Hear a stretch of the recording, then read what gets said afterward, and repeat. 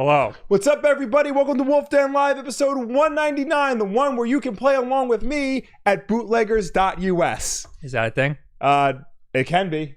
I want everybody to start playing that game because I'm playing that game again with my friends, and we need people. We played that in high school. We did. So let's back up for a little bit. All right. Back in high school, back in the dark ages of the early 2000s, my friends and I and Bob and his friends, we all played this game in high school. It was called Bootleggers. It was at bootleggers.us. I'd like to note that I was in high school in the mid-2000s. Early to mid-2000s. Just so everybody knows that. Yeah. I'm not as old as you. Me. Anyway, it was this browser-based game where you played a mafioso that rose through the ranks. It's really like all menu-based. There's no graphics. You just point in and click and stuff. And it's one of those games where like every like 10 years or so, my friends and I are just like, we should play that game again. And then we play it for a week, and then we stop.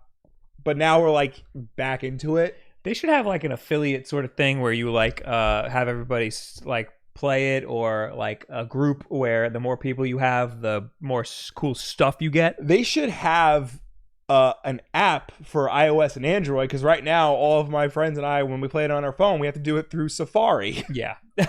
That's dumb. Yeah. But it's a very good game. You should all play it. And if you see X-Dragon, assassinate him, because he assassinated me. If you play that game, go assassinate X-Dragon. Yes.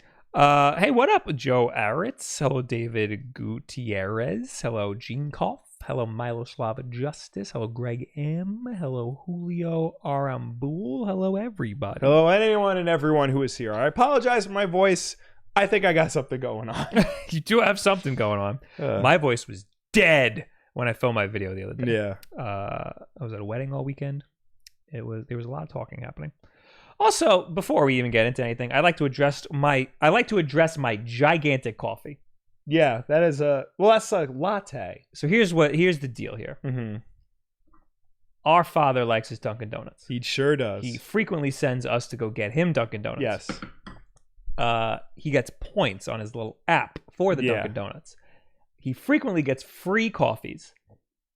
I conducted an experiment where I made my coffee the free one, and I got a latte because it's like $5 to try to see what happens.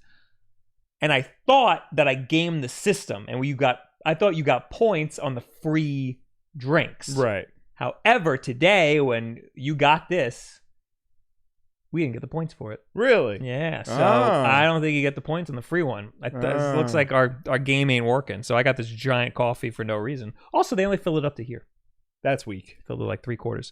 Anyway, not a lot happened this week. No. So I decided it'll be real fun to rank every single Nintendo Switch game. Well, every single one. How many Switch games are there? 1 billion. We're going to rank the top 10 best, according to the Wulff Den. Okay. This is the Wulff Den's picks for the best Switch games. I can deal with that. Now, some of these I know that I like more than other people will. Okay. So, and also, I have not played anywhere near the amount of Switch games as you. Yes. But you're there to like break ties or move things around or tell me where I'm wrong. Mm-hmm. So, did I do this right? Okay, yeah. I have the little tier list thing up here. This isn't a tier list. I'm just gonna throw them in this tier list because this is the easiest way to do it. I'm gonna throw Smash Brothers over here because I know we're gonna do that. Yeah. What else? Breath of the Wild's got to go up there. Super Mario Odyssey's got to go up there. A lot of people were making fun of me, Will. Why? And they were saying that Super Mario Maker is going to be one of the top ones. Well, yeah, they're not wrong. Yeah. I'm going to imagine Sonic Mania is going to be up there. Oh, absolutely. I'm going to throw that. Absolutely. I'm going to throw that on the list. I feel like people are forgetting about that game because, it's had its time. It's over. It's done with. But don't forget about that game. It's one of the best games on Switch, on any system. I'd be willing to bet that there's some that are going to be missing from this tier list. Yeah. Where the hell is Breath of... Oh, there. It's all the way at the bottom. This is going to be a pain in the ass. Where did it go? I keep dragging it up and losing it. Okay. All right, what are you doing right now? I'm filling up our list. What are you saying? What are you talking about? before we started the show, and you wanted to talk about the best Switch games, I started adding any Switch games that I haven't added to our backlog list, and I'm just filling in the blanks right now. So that's what I'm doing with my life. Where's Pokemon Let's Go Pikachu? I only see Eevee. On your list? No, on this tier list. Oh. I'm just going to put Eevee. They're the same game. That might be one of those things where they just picked one. Will, what is your absolute favorite Switch game? It's hard to say. Mario Odyssey. Yeah, that's why we're doing this. Mario Odyssey is probably the game I played the most on the Switch. What is that your favorite Switch game, or even the best Switch game? It's certainly up there. I'm going to say yes. It's going all the way up to the top. Yeah, it's certainly up there. Until it gets contested. Yeah, because it's so fun. It's very fun. It's so much fun. Somebody in the chat, Anthony Williamson says Celeste. I forgot about Celeste. We got to put Celeste up there. Is it even on this list? It was on our list. Super Mario Odyssey, I think, is one of the most accessible games. It is one of the most grand games. It's easy to start, hard to master, I would say. There's a good difficulty curve in it. I'd say, we want to mute these damn notifications. I'd say that Mario Odyssey is probably the best Switch game. Right up there along with it is probably Breath of the Wild. Yeah. Breath of the Wild, you're playing that right now. Yes. I like it. You're really talkative today. Sorry. No, it's very good. I'm surprised by how much I like it. It's a very chill game. Like, you just go in, you futz around for a little bit, and then you could stop. I like that. I miss games like that where you can just pick it up for 5-10 minutes, do something, feel like you accomplished something, and then move on to something else. How far have you gotten? Not very far. Have you done any Divine Beasts? No, I thought you were doing like one. No, I'm up to where you start to do it, like you're about to do a Divine Beast, but I'm afraid to because I feel like I'm not equipped for it. I feel like I don't have enough hearts. I don't have enough stamina. So I'm like, right now I'm just falling back and I'm trying to level myself up. But it doesn't feel like a grind because it always feels like I'm accomplishing something. That's my favorite thing about Breath of the Wild is that no matter what you do in the game, you always feel like the game just opens up and lets you do whatever you want. Yeah. And any which direction you go, it's your own choice, and it's always progressing towards the main goal of the game. So even though Zelda, we don't really like Zelda games. Not really, in the grand scheme of things. Because a lot of them is just you figuring out what to do and where to go. Yeah. And people like to say, oh, you just don't know anything. Well, no. The first time we play a Zelda game is always you trying to figure out what's going on. Some people think it's fun. Yeah. I think entire play sessions of you being lost is not very fun. And I especially hate like when you're lost for something that you didn't do and the game doesn't even attempt to let you correct it. Yeah. Like that's a big problem I have with Zelda games. So Breath of the Wild letting you do whatever you want and rewarding you for whatever it is that you're doing, I think it fixes a lot of what I don't like about Absolutely. Zelda. I will knock it points for the weapon breaking. Oh, yes. That's dumb, and that should never be in any video game. I don't care what kind of video game it is. So I will defend Zelda for that, Breath of the Wild, because I think that forces you to use all of the different weapons. Otherwise, you would just get the best weapon and just use that forever. Well, yeah, I mean... If the weapons break or degrade, then you're forced to try other stuff. But it's a problem when, like, you have pretty decent weapons, and then they break in, like, 2 fights, and then you have to, like, stop, go through to, like, one of your crappier weapons, pull that out, and try to use it. You know, it's more of a hassle than, like, a challenge. I would say it's similar to in The Last of Us when you have barely any ammo, and you have to manage your ammo in your inventory and use all the different weapons that you have. Yeah, but at the same time, you know, that game's not really a shooting game. You know, it's more of a stealth game, and like your brawling capabilities are strong enough so that like if you do find yourself in that situation, you can take the guy out, go run and hide. With Breath of the Wild, like if you're in the middle of a sword fight and your sword breaks, you have to like pause the action, open up your inventory, find a replacement sword, take it out. Mm-hmm. It's the same thing with your shield. It's the same thing with your bow. You know, I just don't think it works as well as Nintendo thought it would. In The Last of Us, it's part of the game mechanics. It's survival. Right. You're it's part of the whole survival aspect. Mm-hmm. In Breath of the Wild, I think they're trying to do that too. It's just because I know like horror games do the same thing, but I don't like it in horror games, and I don't like it in this. Right.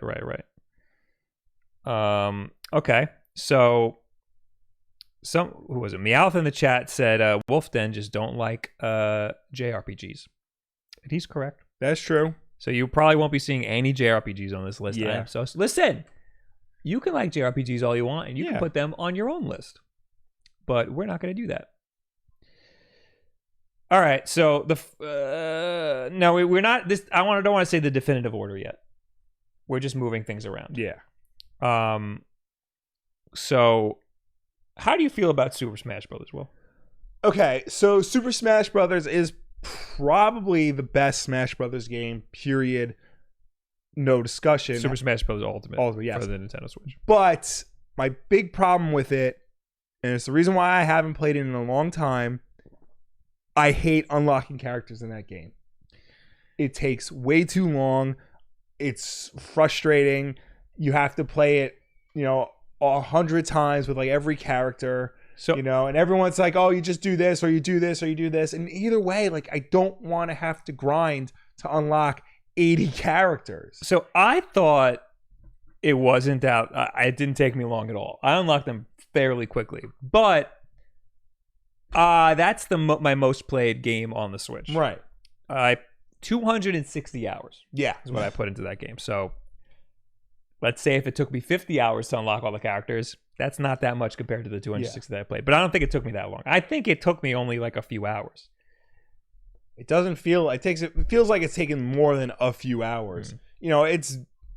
It's just such a grind. Like I have a friend who like just got a Switch and he's playing it now and he's like, oh, it's all I do.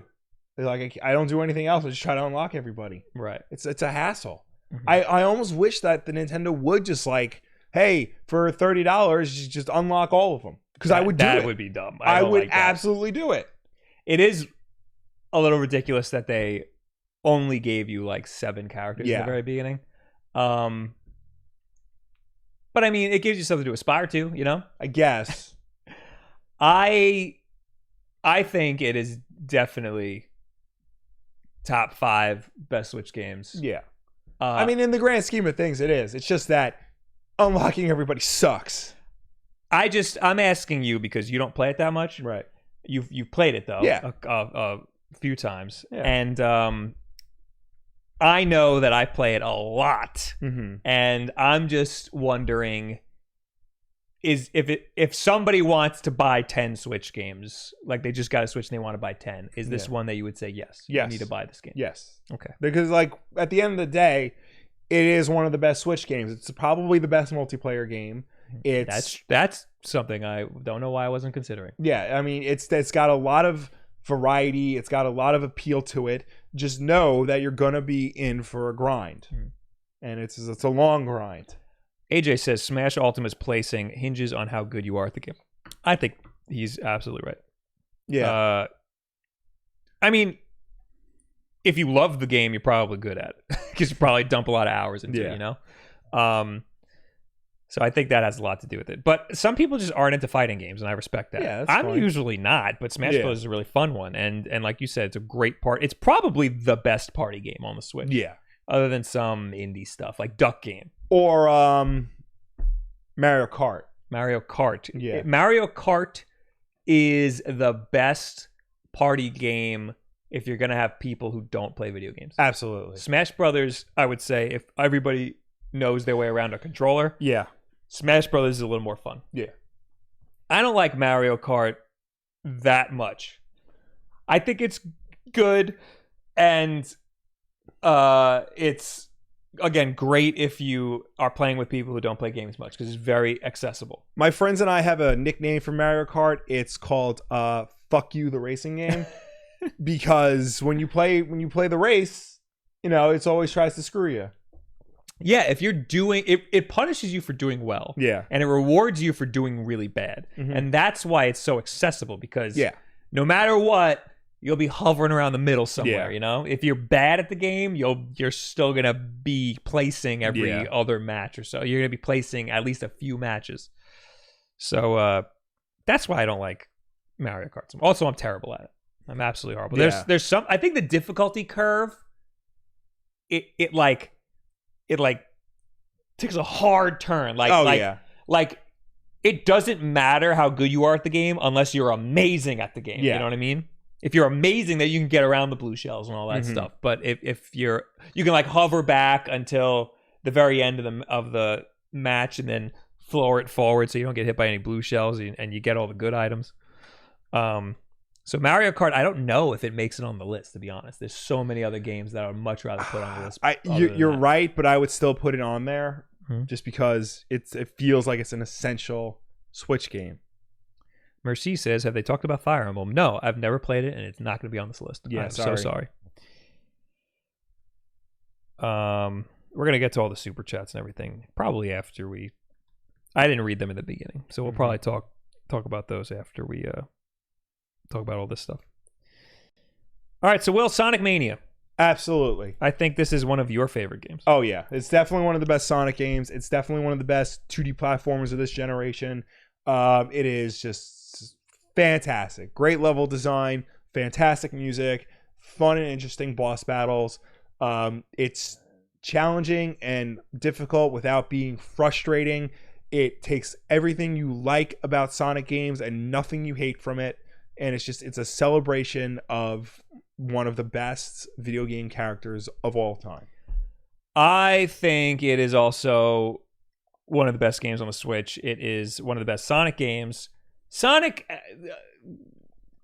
there's a lot of people who say Sonic doesn't have any good games. There's a lot of people Those people can die. There's a lot of people who say Sonic 3 isn't a good game. I think that Sonic 3 is one of the best games of all time. And I think Sonic Mania takes that and improves on it. Oh, yeah. So I think that Sonic Mania definitely is one of the best Switch games. However, there are a lot of Switch games. There are a lot of great Switch games. A lot of Switch games. So again, if somebody's buying a Switch and they wanted to buy 10 games, would you say you need to get Sonic Mania? Yeah, I would absolutely throw that in there. And Sonic Mania Plus is also well, that goes without saying. Okay, now here's the question. Where does Sonic Mania get placed and where does Celeste get placed? See, I've never played Celeste, even though people have been telling me to buy it. Celeste is amazing. Yeah. Celeste is one of the best platformers on the Switch. So that's a hard question for me. Right. Where Celeste goes and where... You know what? There's also Mario Maker, Will.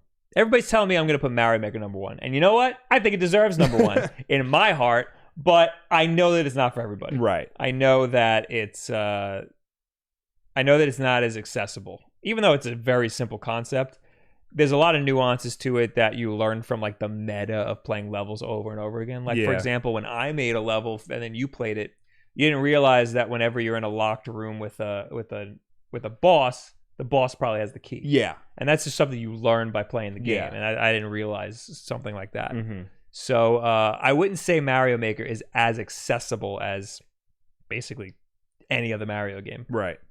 But it's one of my favorite games of all time. Right.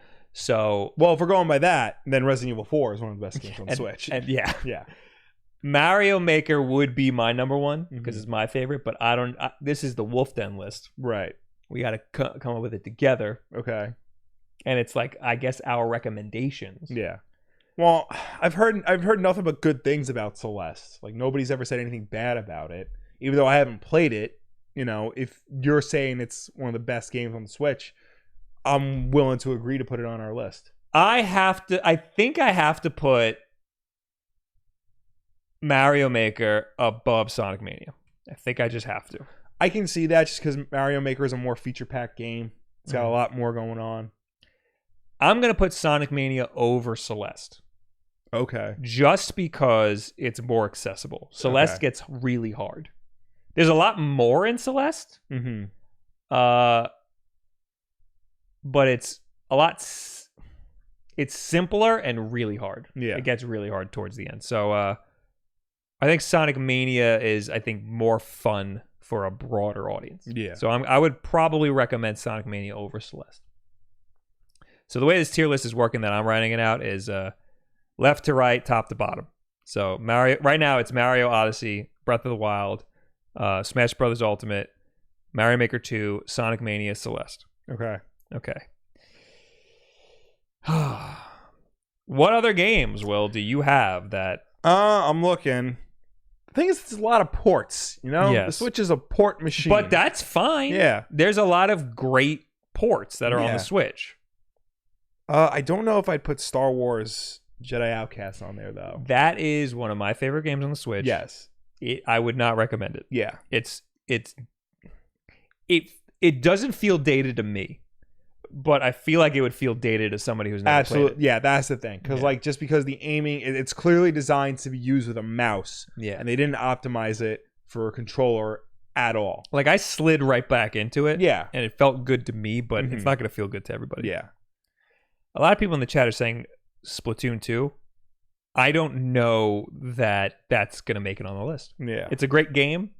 I don't like it as much as a lot of other people. I don't know if I would recommend it to a lot of people. Right. I again, it's very good, but this is not something I would recommend. Here's Rocket League. It's not associated with the Switch. Okay. But it used to be the best party game on the Switch. Yeah. It plays really well on the Switch. It has cross-platform play, so you can play with anybody regardless of system. It's feature-packed, so like it's not missing anything that the other systems have. You know, and I think, you know, playing it on the Switch, you know, that means you could just play it anywhere in the world. You could take it with you and still keep your game going, so as long as you have internet connection. I don't know what the hell happened. I got like kicked off my my remote desktop. Anyway, I agree. Rocket League is one of the best games.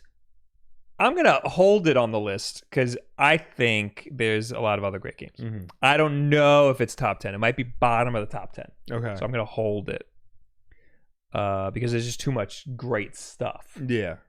Also, Pokemon Let's Go Eevee and Pikachu. I don't know where Pikachu is on this freaking website. That I'm also holding because I think that that's going to be eclipsed by a lot of other stuff. Oh, yeah. Will, I think I'm going to have to break out my Switch here. Okay. And go through all of the games that I own.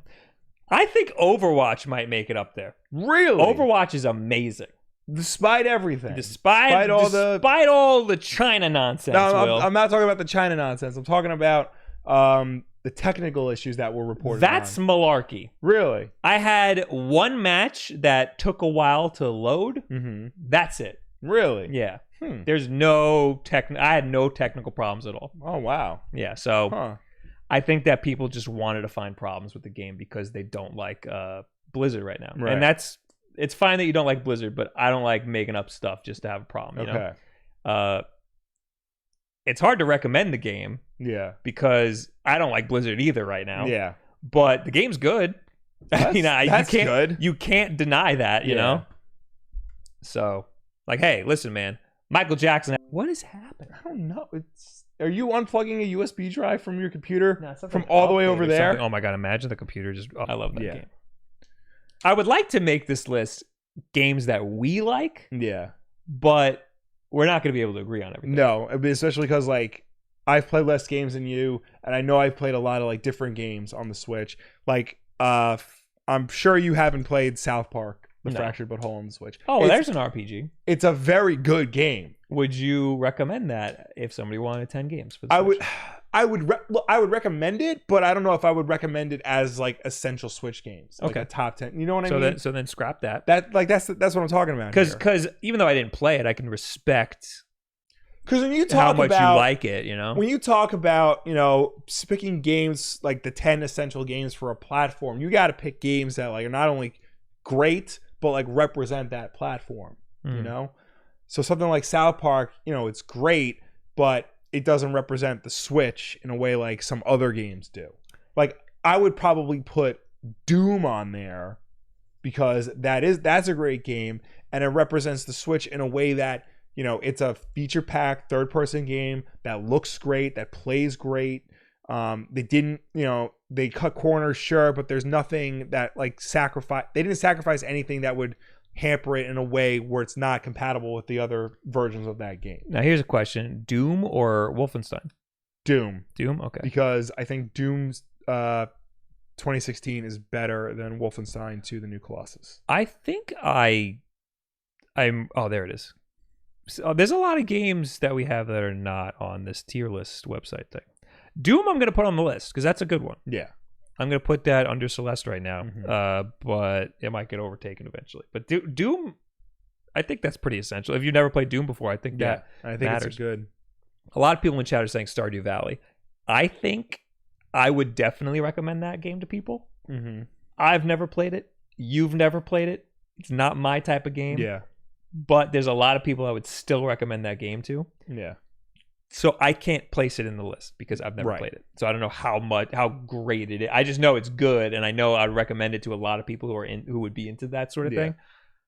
I'm just not into it, so I can't place it. Super Bomberman R. Will, I'm just kidding. That's not going up there. Oh, I think I want to put Duck Game on the list. Yeah. Yeah. It's not on this tier list, of course. It's not on our list. I will add it. Oh, Duck Game's amazing. You've never played it? No. Not even at a friend's house? No. It is one of the best party games on the Switch. It's so easy to pick up and play. It's a lot like Smash Brothers. Okay. Because you have to knock the other person off the map, or you just shoot them and it's one-shot kills. It's absolute chaos, but it's really fun. And you can emote a little bit. You can quack. There's a quack button. Okay. I'm going to say Duck Game is one of the best games. Freaking everybody remember that Aegis is Duck Game. I don't know what to tell you. I guess I'll put it under Doom for now. All right. The Messenger, which I have, but I haven't played it yet. It's amazing. Yeah. People were saying that was better than Celeste when it came out. I love it. It's really good. It starts off very simple, and it adds game mechanics as you play as like upgrades that make it a little more complex. But since you get eased into it, it's pretty accommodating. I don't know if it makes it on the essential list though, because I think Celeste is easier to digest platformer, even though it's hard. Yeah. Celeste might be harder than the Messenger. I think Celeste is a lot simpler and easier for people to pick up. So the Messenger might not make it on the list. Ooh. But it is an amazing game. And you say you never played it. Right. I haven't played it yet. Have you ever played Captain Toad, Will? I played a little bit of it. I've never beaten it.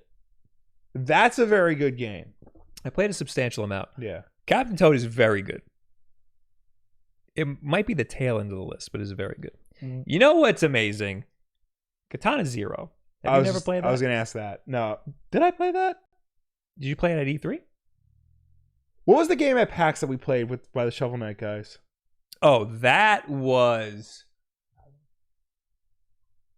Cyber Ninja. Okay. That game is also very good. It's not out yet, though.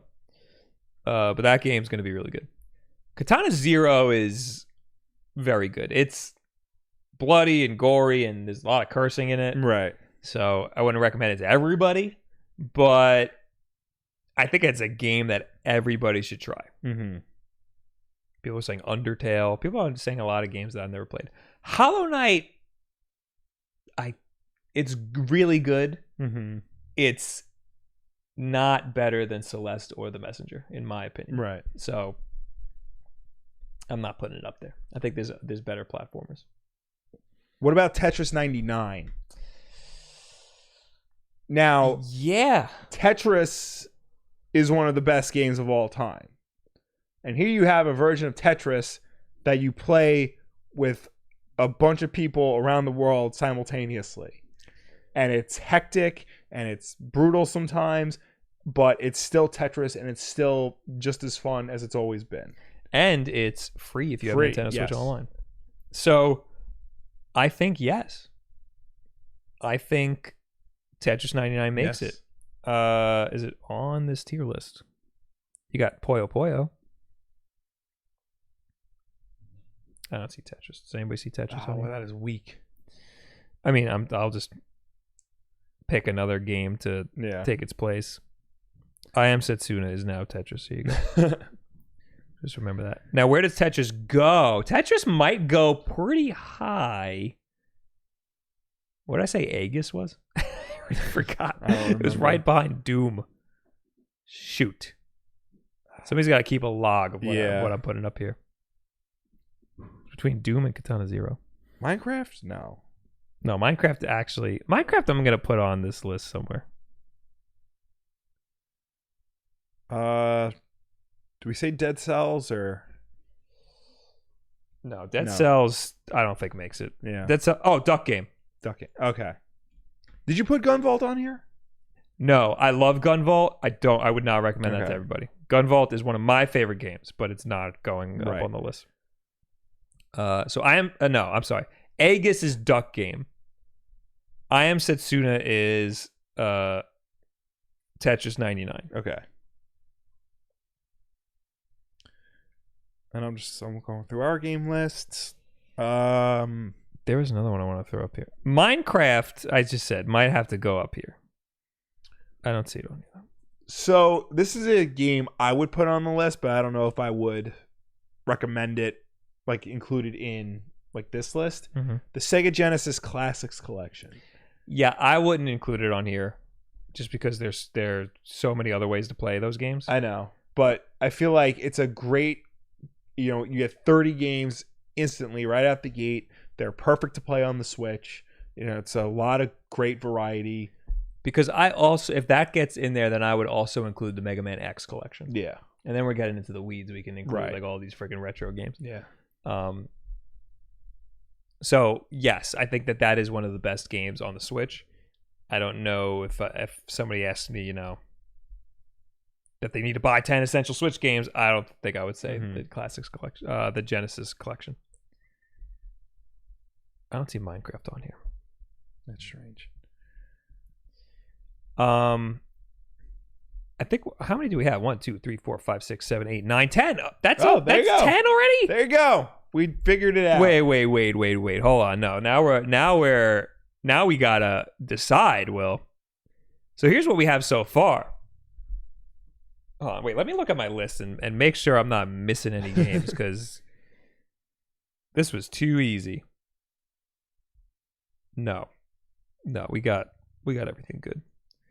Morphe's Law, remember that? Yeah. Not good. Remember Starlink? Oh boy. How could I forget that one? There's a lot of free games that I would recommend. Yeah. For sure. Like Warframe, I would recommend that. Warframe to everybody because it's freaking free. Mm-hmm. But let's just make Fortnite. a rule. Let's just make a rule: no free games. Yeah, I think it's easiest. All right, so here's what we have so far on our list. We got Super Mario Odyssey, Breath of the Wild, Super Smash Bros. Ultimate, Super Mario Maker 2, Sonic Mania, Celeste, Doom, Duck Game, Katana Zero, and Tetris 99. In our hold area, we have Mario Kart 8, we have Pokemon Let's Go, and we have Rocket League. Mm-hmm. What needs to be subbed out? I feel like we could sub out one of the... Part of me feels like Mario Kart needs to be on that list. I think I got to take Duck Game out for Mario Kart. Yeah. Because even though Duck Game, personally, I think is a better party game, Mario Kart's just more accessible to more people. So I think Mario Kart's got to go in there. But I think that's it then. Well, does Rocket League deserve to be on the list? I mean, maybe it doesn't for the same reasons that the Sega Genesis Classic Collection doesn't, because it's older and it's already on so many other systems. But I'm thinking, like, if this is the top 10 list and like Rocket League just misses it, I think that's fair. Yeah, well, the way I'm thinking about this is somebody's getting a Switch and they've Yeah, someone's getting a Switch and they need 10 games. Yeah. I guess, can we assume that they've never played video games before in their lives? If that's the case, then there's a lot of other games that I'd recommend. Yeah. No, I don't think we should assume that. Okay. Yeah. So Rocket League, then no. Then we're saying no. Yeah. I might have to sub out Katana Zero for Pokemon Let's Go Eevee. I wouldn't. Only because we're getting a new Pokemon game in less than a month. But then that would just sub out Pokemon Let's Go Eevee. Mm. You know? I don't think Pokemon Eevee is like Pikachu is that good. Like in the grand scheme. You know, you're right, because they shouldn't buy it now because soon they're going to get another one. Well, like it's good, but like I was nowhere near as excited for those games as I am for Sword and Shield. Let's not punish this game for the fact that there's another one coming. All right, well, let's judge it on the merits of the game itself. Even still, I don't think it's very like it's good, but I don't think it compares to like other games in the series or other games on the Switch. I think it's you know, almost too simplistic. I think it's, you know, I just did not get into it. Okay. So I would have subbed out Katana Zero for Pokemon Let's Go Eevee. Yeah. I think Pokemon Let's Go Eevee is more accessible to more people also. Katana Zero, I don't think it gets hard, but a lot of people said it gets hard. Yeah. Is there another game? A lot of people have been saying Mario Party. That game sucks. It's not even like... Yeah. It's not even like I don't like that game. I think it's objectively bad, and I know a lot of people like it. Yeah, but I think it's I think that it's got a lot of crap going on. I don't think the Mario Party games are as good as like we think they are, because you know they're always broken. They have a worse rubber banding AI system than Mario Kart does. Mm-hmm. Yes. So I was playing a match, and the order of the people with the stars, completely flipped once the game ended. Yeah. When the game ended, they were like, "Oh, you got the least amount of coins. You get a star. Yeah. Why the hell does that person deserve a star?" That doesn't make any sense. Mm-hmm. Also, the die is broken. So you know when you jump up and press and hit the die, it does it based on whatever. When you hit the die, it'll stop, and it makes it look like whatever is in the front is going to be the number that you get. Right. However, it's the number that's on the bottom, and it just instantaneously flips to the front. So if you're sitting there trying to visually judge when to press the die, you're gonna get it wrong every time, unless you can tell what's gonna be on the bottom of the die. So that's just broken all hell, because each character has their own like special die, and whoever I was playing, the die was something like it was a bunch of 5s and then 2 zeros. Yeah. And I kept getting 0 because I kept hitting the 5 when the 0 was on the bottom. Yeah. It was garbage. Mario Party, Super Mario Party is not a good game.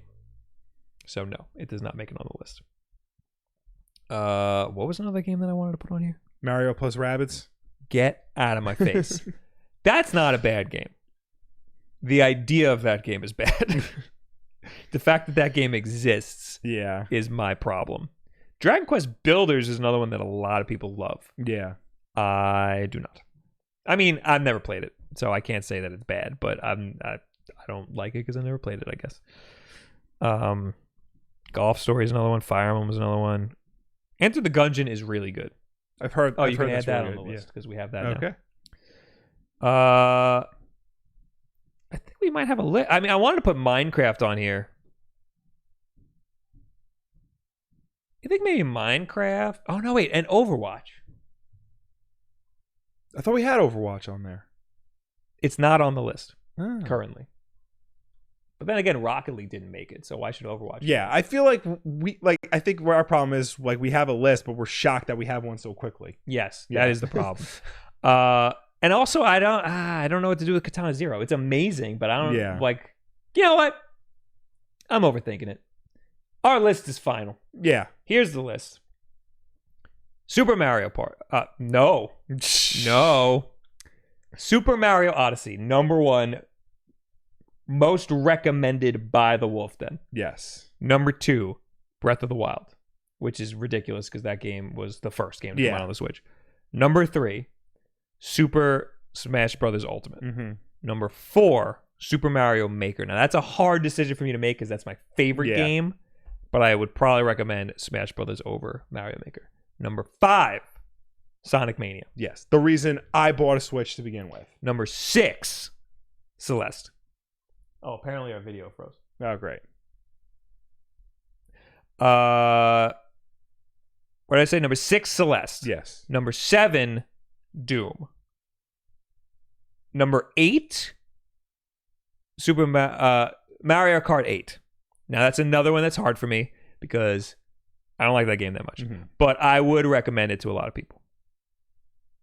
I'm just fixing the camera now. I don't know what happened to it.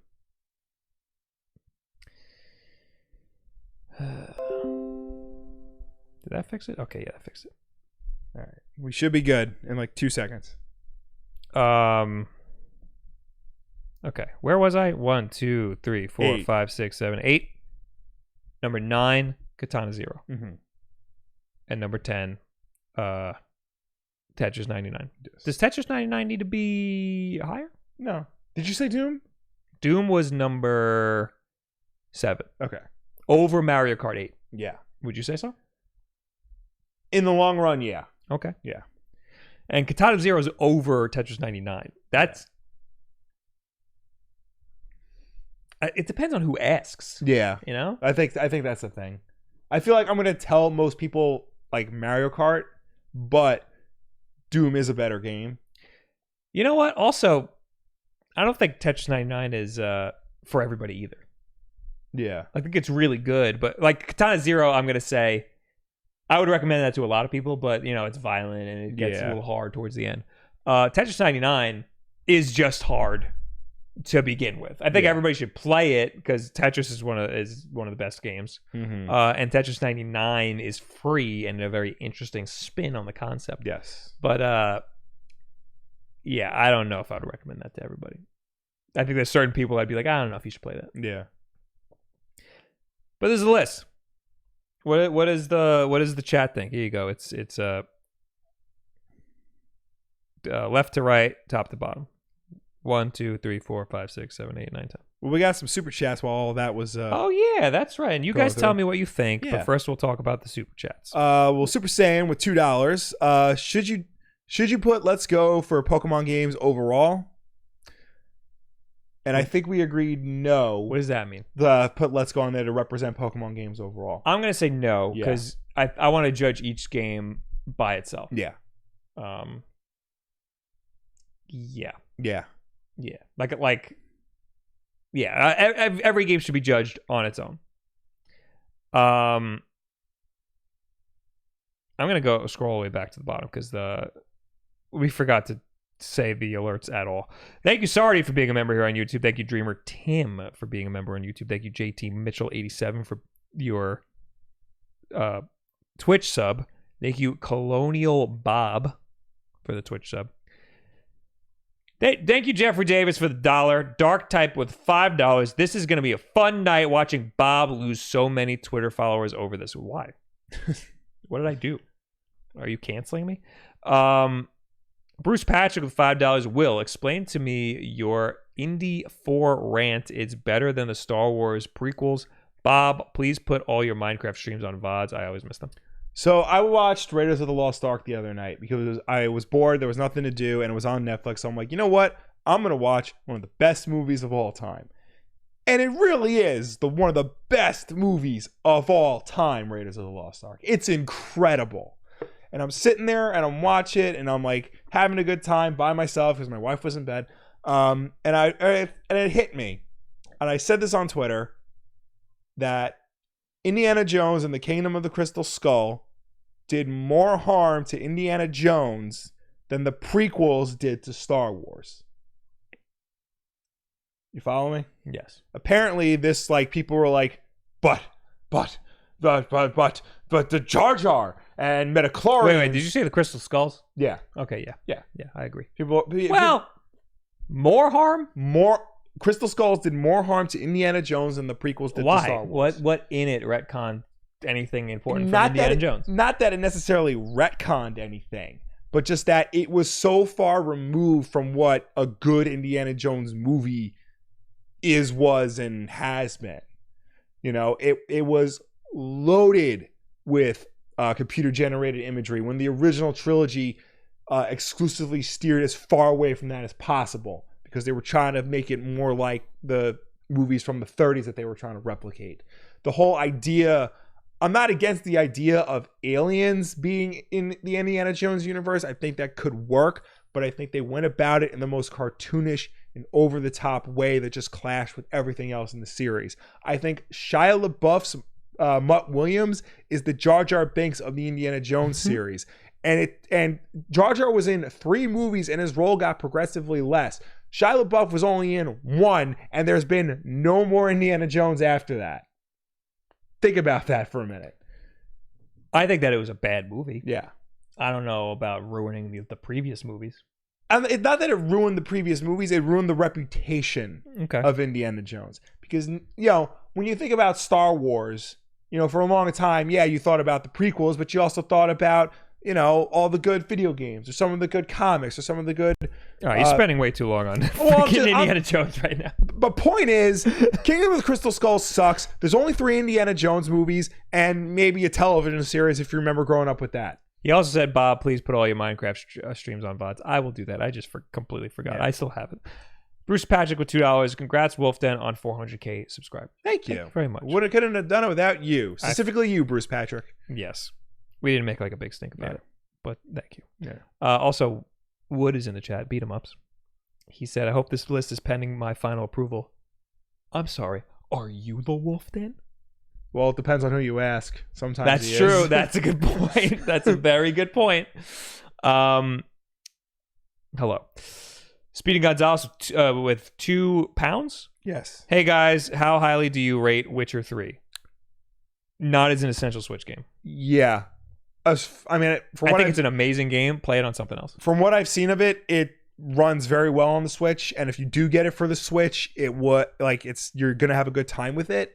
But in the grand scheme of things, I think there are other games that better represent the system. Even other third-party games that are like push the Switch to its like graphical limits, like Doom, for example. Yes, yeah, I think Doom does.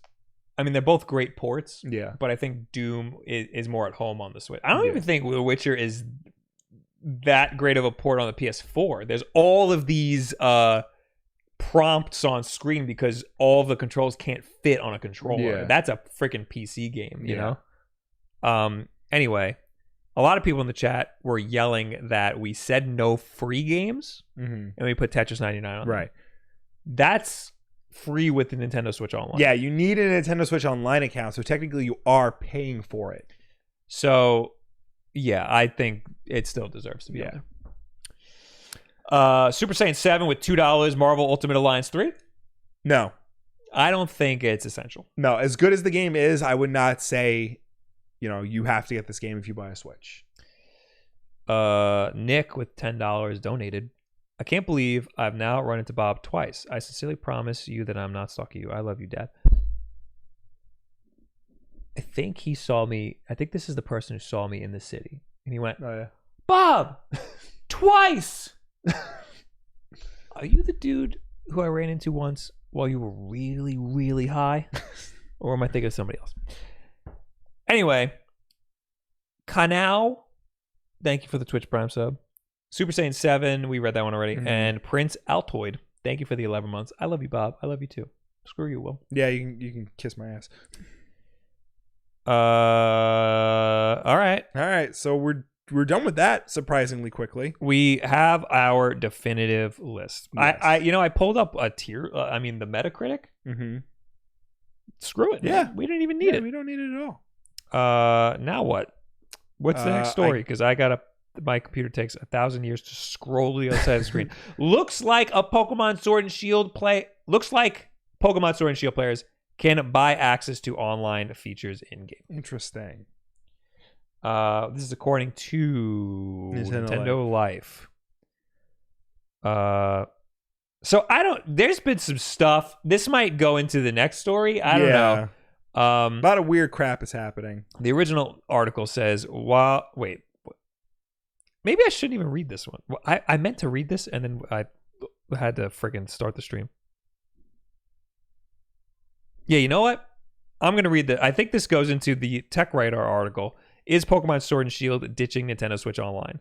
Now, I didn't put in Austin John's tweet, but he was very upset. I tried to ask him why. Yeah, and he didn't say anything. I think he called out Tech Radar and then they changed the article, but it looks to me like Tech Radar got word from Nintendo to better clarify. Anyway, is Pokemon Sword and Shield ditching Nintendo Switch Online? Update.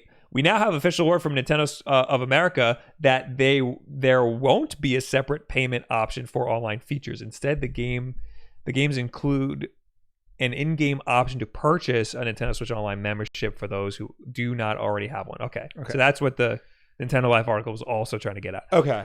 So it's a handy way to pay for online functionality when you need it, but it doesn't let you circumvent Nintendo Switch Online entirely as it first appeared. God, Tech Radar is a garbage website. Get out of my face. I don't want to be in your email list. Annoyed, so are we, but you can read our original article below.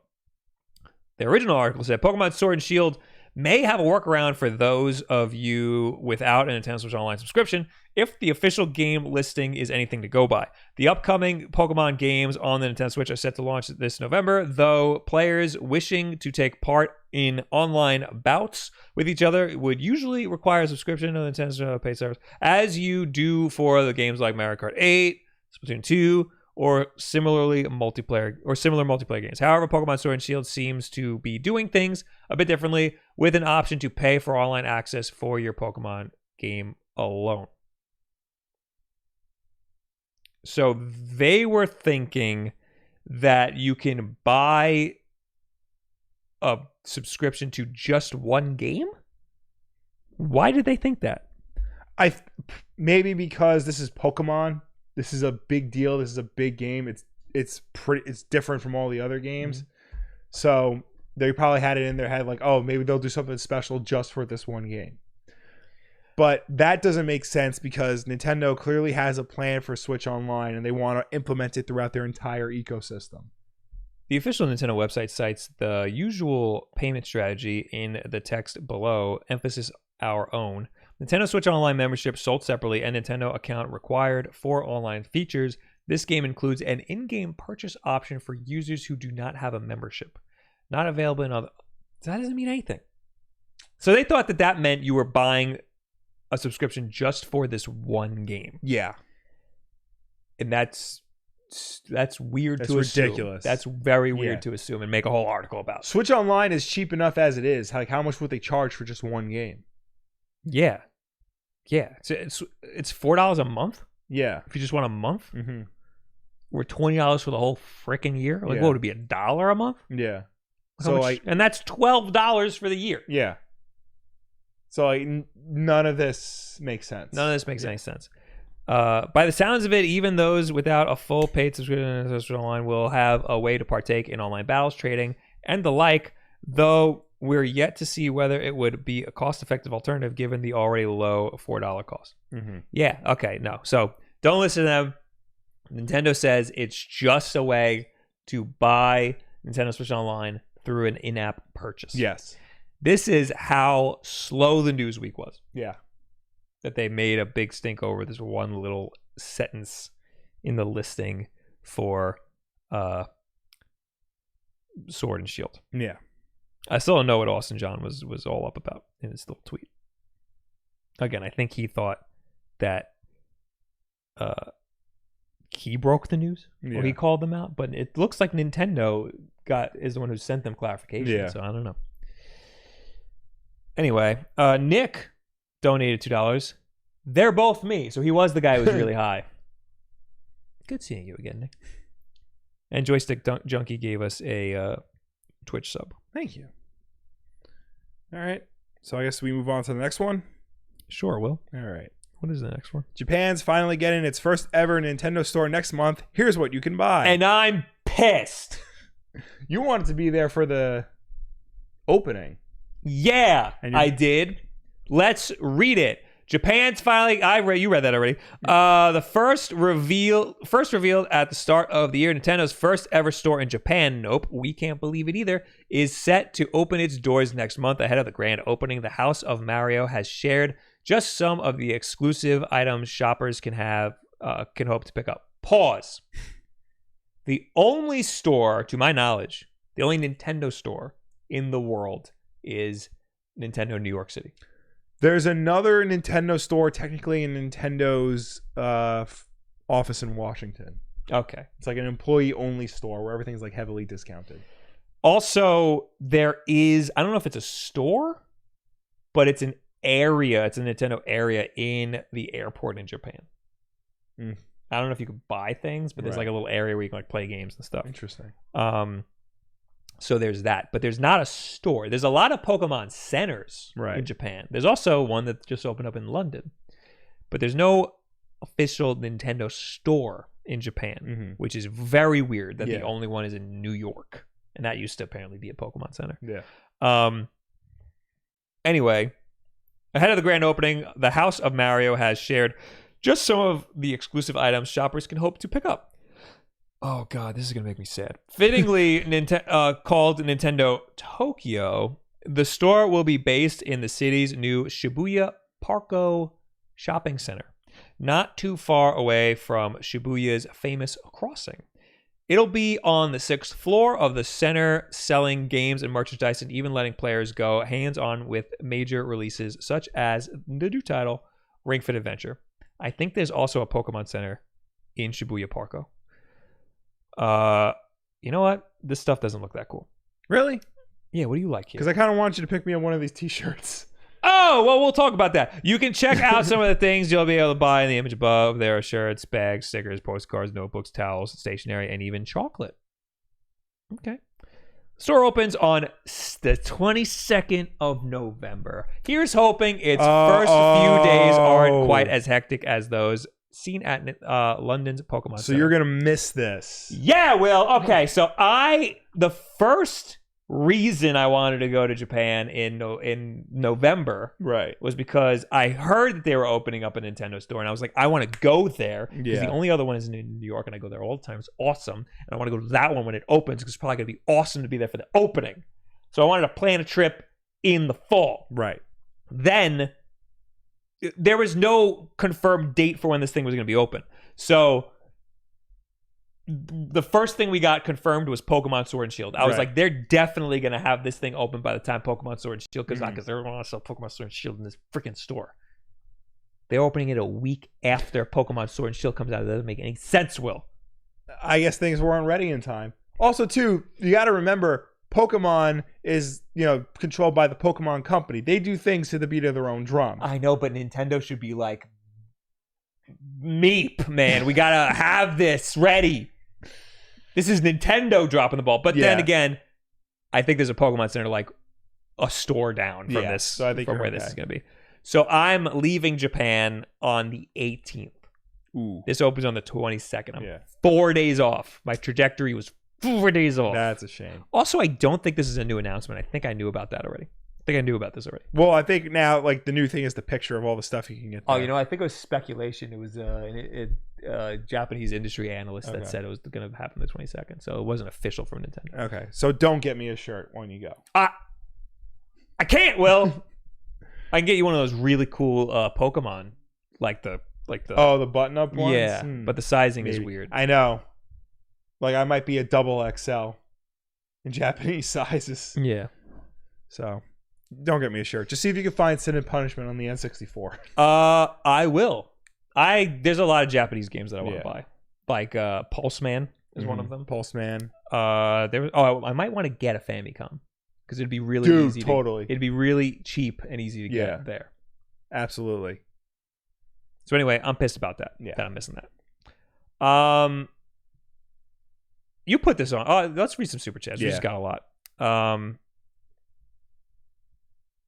Once it loads. Yeah. Chris Jackson with $5. Will, do you think watching the Watchmen movie is enough to understand the HBO show, or do you think reading the graphic novel is necessary?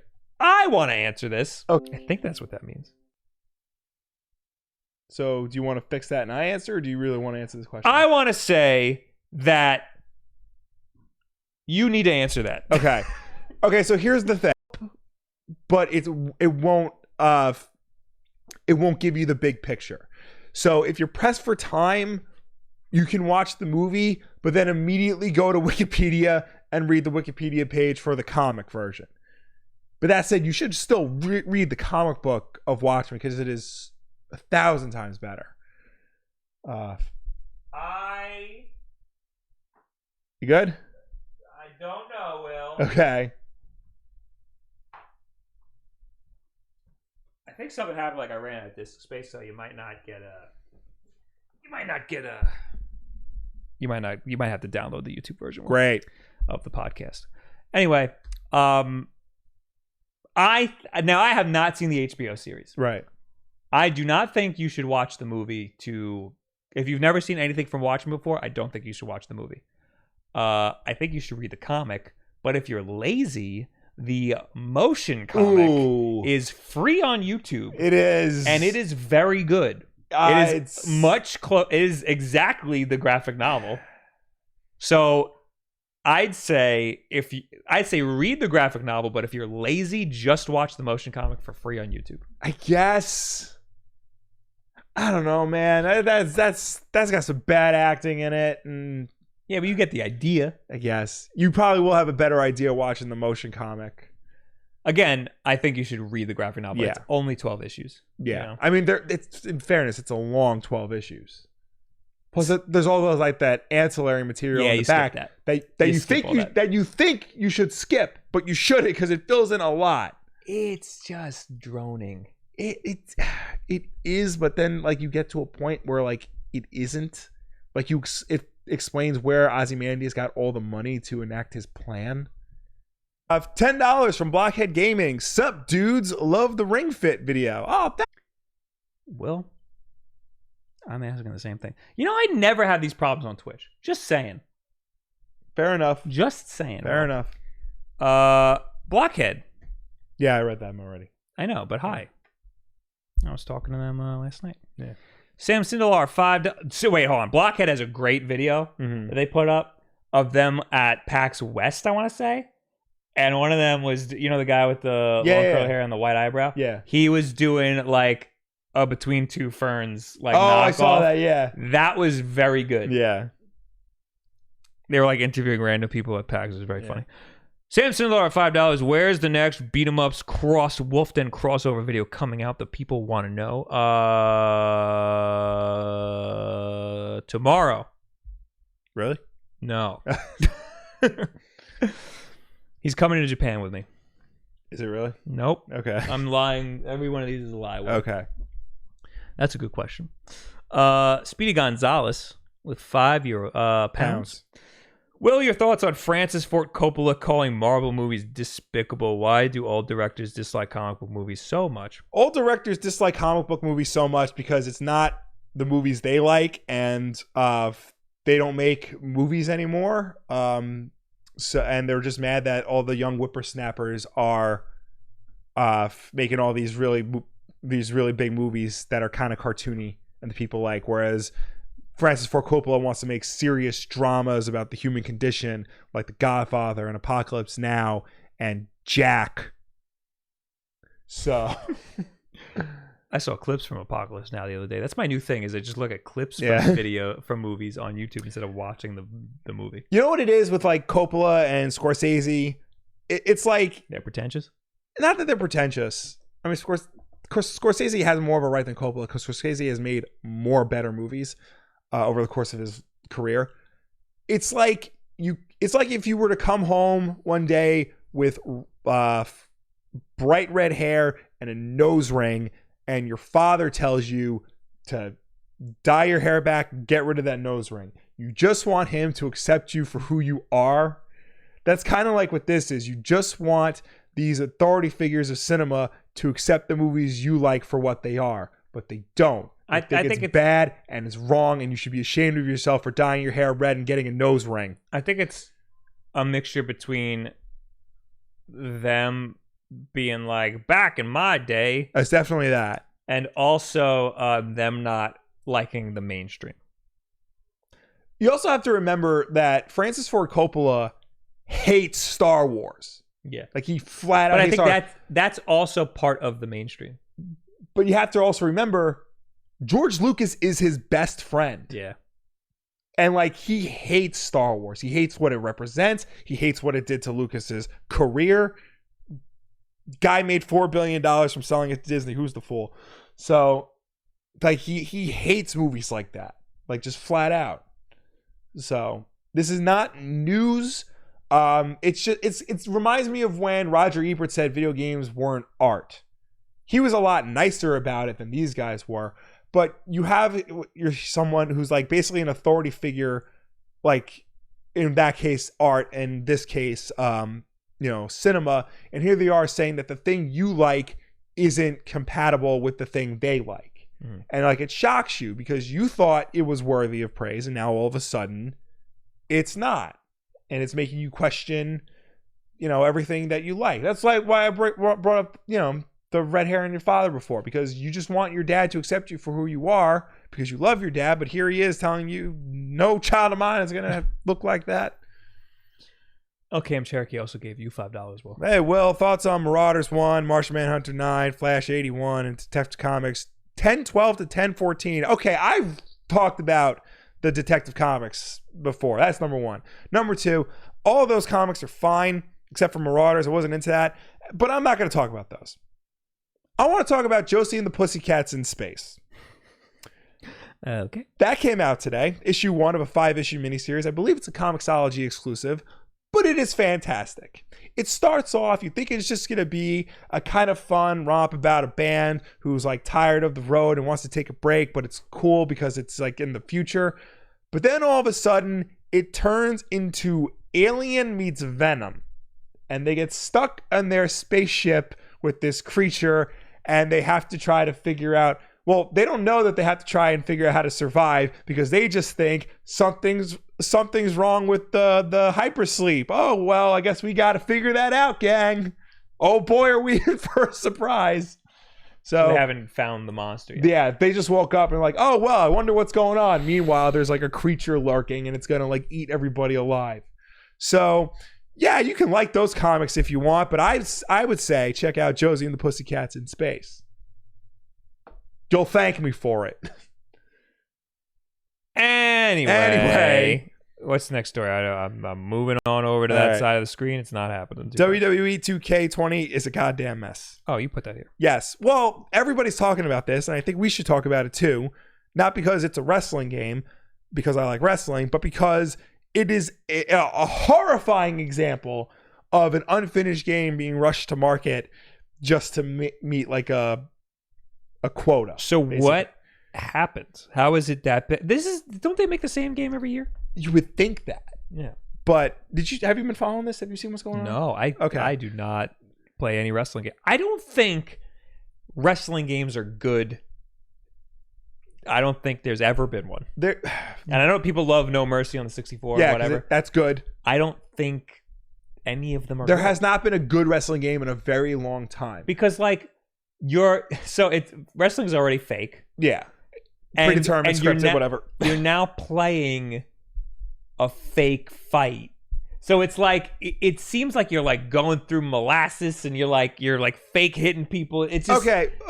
You can't use the fake, knock on this because you could say that about literally any video game. No, yes, you can't. Yes, you can. No, because like all I want to do when I'm playing a wrestling game is like punch him, pick him up and punch him. Like it's so slow and it's just like I just want to fight the person. That's a problem with the modern wrestling games, especially like the 2K games, because they're more sim based. Mm-hmm. It's trying to be a simulation of wrestling, as opposed to like the past games like No Mercy and WrestleMania 2000 and games like that, where it's more of like it's more arcadey. It's more about the idea of wrestling as like you think it is. Like the one on N64, that's like a fighting game.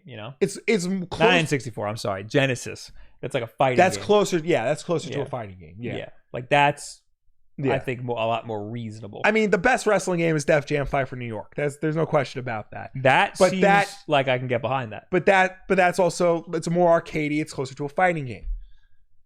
I'm not gonna get into the whole history of like the WWE games because there's like actually a really long, complicated history as to why they've been as bad as they've been. Mm-hmm. But per Kotaku, before WWE 2K's release this week, fans are already feeling antsy. Behind the scenes, tumult, which I don't know what that means, and some unflattering early footage left them with a gnawing fear that this year's professional wrestling game won't be up to snuff, or even on the same level as the not exactly beloved series entries from the past few years.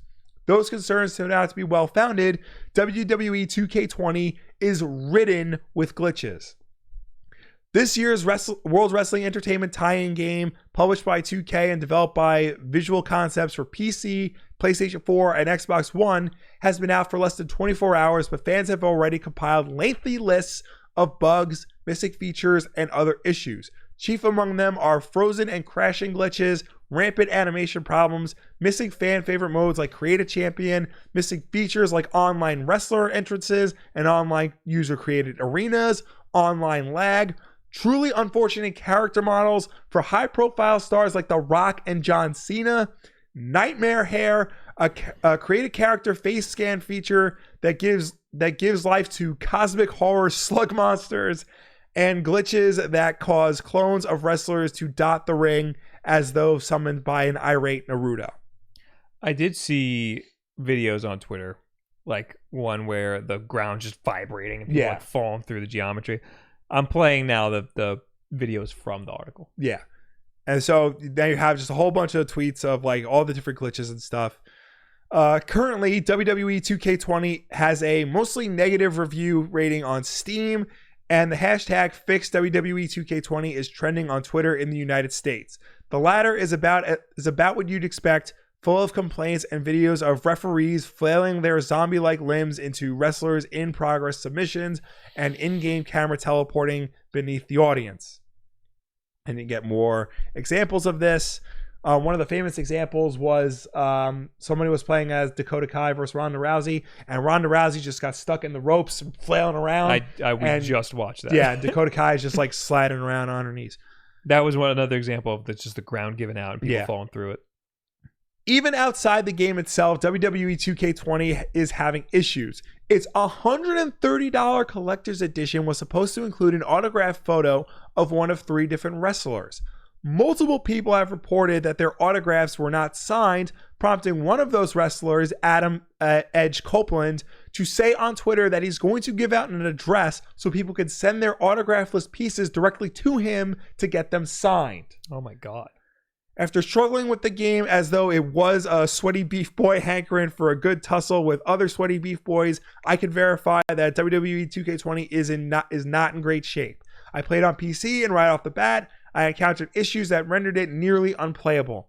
My PC can generally run most games on max or high default settings, and WWE 2K20 brought it to its knees despite looking like this. And then it shows a picture of basically PS2 quality graphics. Yeah, it does not look good. And and there's a lot of just character models just ragdolling and not getting up and getting stuck, and people like crouch walking for some reason. Yeah, and then he just goes on to list like all the problems he had. Oh, this is the one that I saw. This is just like an absolute mess. Yeah. It's like a Rat King, but wrestlers. Yeah. And the floor gives out. It looks like they're in water. Mm-hmm. It's very weird. Yeah. So it's just shocking that a game they put out every year is this broken. Yeah. Like they don't have this problem with NBA 2K. You know. No, they don't have this problem. It's not this bad, but they have problems with NBA. They have problems, but like you said, it's never this bad. Yeah. It's like this is just straight up unplayable. Well. Like this is embarrassing. This is very bad. Flat out embarrassing. So what do they have to say about this? Well, for what they said about the missing autographs, they said, "Oh yeah, we'll fix that." Meanwhile, friggin' Edge is like, I'm going to set up a P.O. box, send them all my way. That's just false advertising. Yeah. That's a problem. Yeah, that's a problem. Dan Reichert tweeted this video of like this guy's hair in the car just going everywhere. not only is this just glitchy, but like this isn't glitchy. There's like it cuts to this and it's just nothing for a long time. And then the car enters frame.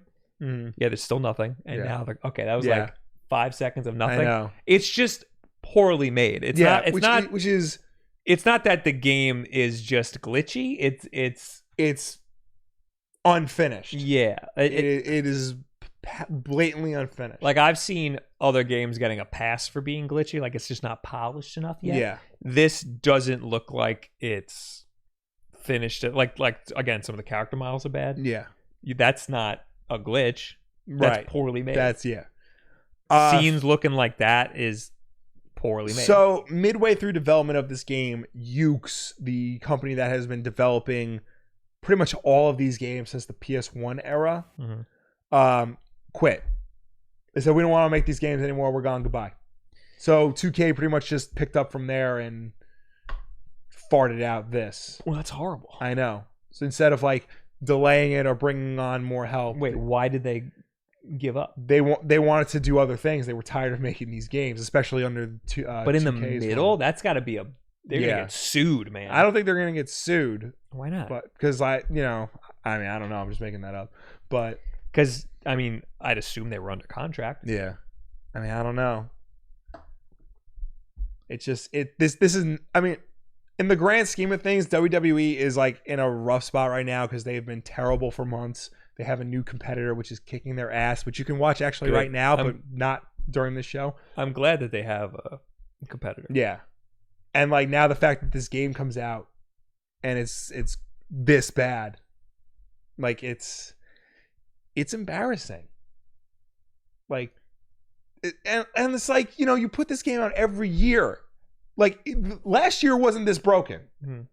Like, so for it to be this broken this year there's no excuse. Ryan Mystery in the chat says, why play WWE when you could just play Wii Sports Boxing? That's a good point, Will.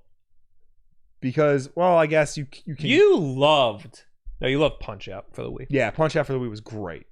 That was basically Wii Sports Boxing. No, it wasn't. Because Punch Out, it was more like a puzzle game. Where you had to figure out like all your enemies' moves, and you had to find their patterns and their weak spots and things like that. I loved Wii Golf. Yeah, that was good. That was my jam. So is there any, like, are they going to patch this game? There is currently no word from 2K as to what they're going to do with this game. That sucks. That sucks big time. I think that it's a wash. Yeah. And they'll try again next year. Oh, if they're smart, they'll take a break and they'll try again in 2022. But they're not going to do that, are they? Wrestling is the type of thing that you don't have to put out every year. That can come out every 2 years. Khan in the chat says, but still nothing tops Mass Effect Andromeda. Mass Effect Andromeda was a great game. I know only you think that. It wasn't broken. It had a couple of character animations that were ugly. Yeah. But it was a great game otherwise. I've never played. I played the first Mass Effect, a little bit of it, and I did not like it because I played it after it came out for a while. I didn't play any other Mass Effect games. So I'm coming in blind. Right. I don't know if Mass Effect 3 is better than Mass Effect Andromeda. I just know Mass Effect Andromeda, I had a great time with it. It was fun. Right. I didn't sit there and think, that face looks weird. I didn't think that, And no, this looks like it super tops Mass Effect Andromeda. Oh, yeah. This looks like it is broken to hell. Anyway. One more thing from the chat here. Gabriel says, Bob, saw the video on your Instagram, thought it was weird, but funny. I need more people to follow me on TikTok and like my TikTok. I'm upset my TikTok isn't doing that good. Do you really have a TikTok? I have a TikTok, and I got some things on it. TikTok has a great discovery algorithm. Really? Some of my stuff was doing really good. The one I posted today, thought it was going to be great. Wasn't so good, Will. I need the clout. I guess I should. No, I don't want to. TikTok dot something. I don't want to / Bob Wulff. I don't know what it is. I don't want to sign up for TikTok.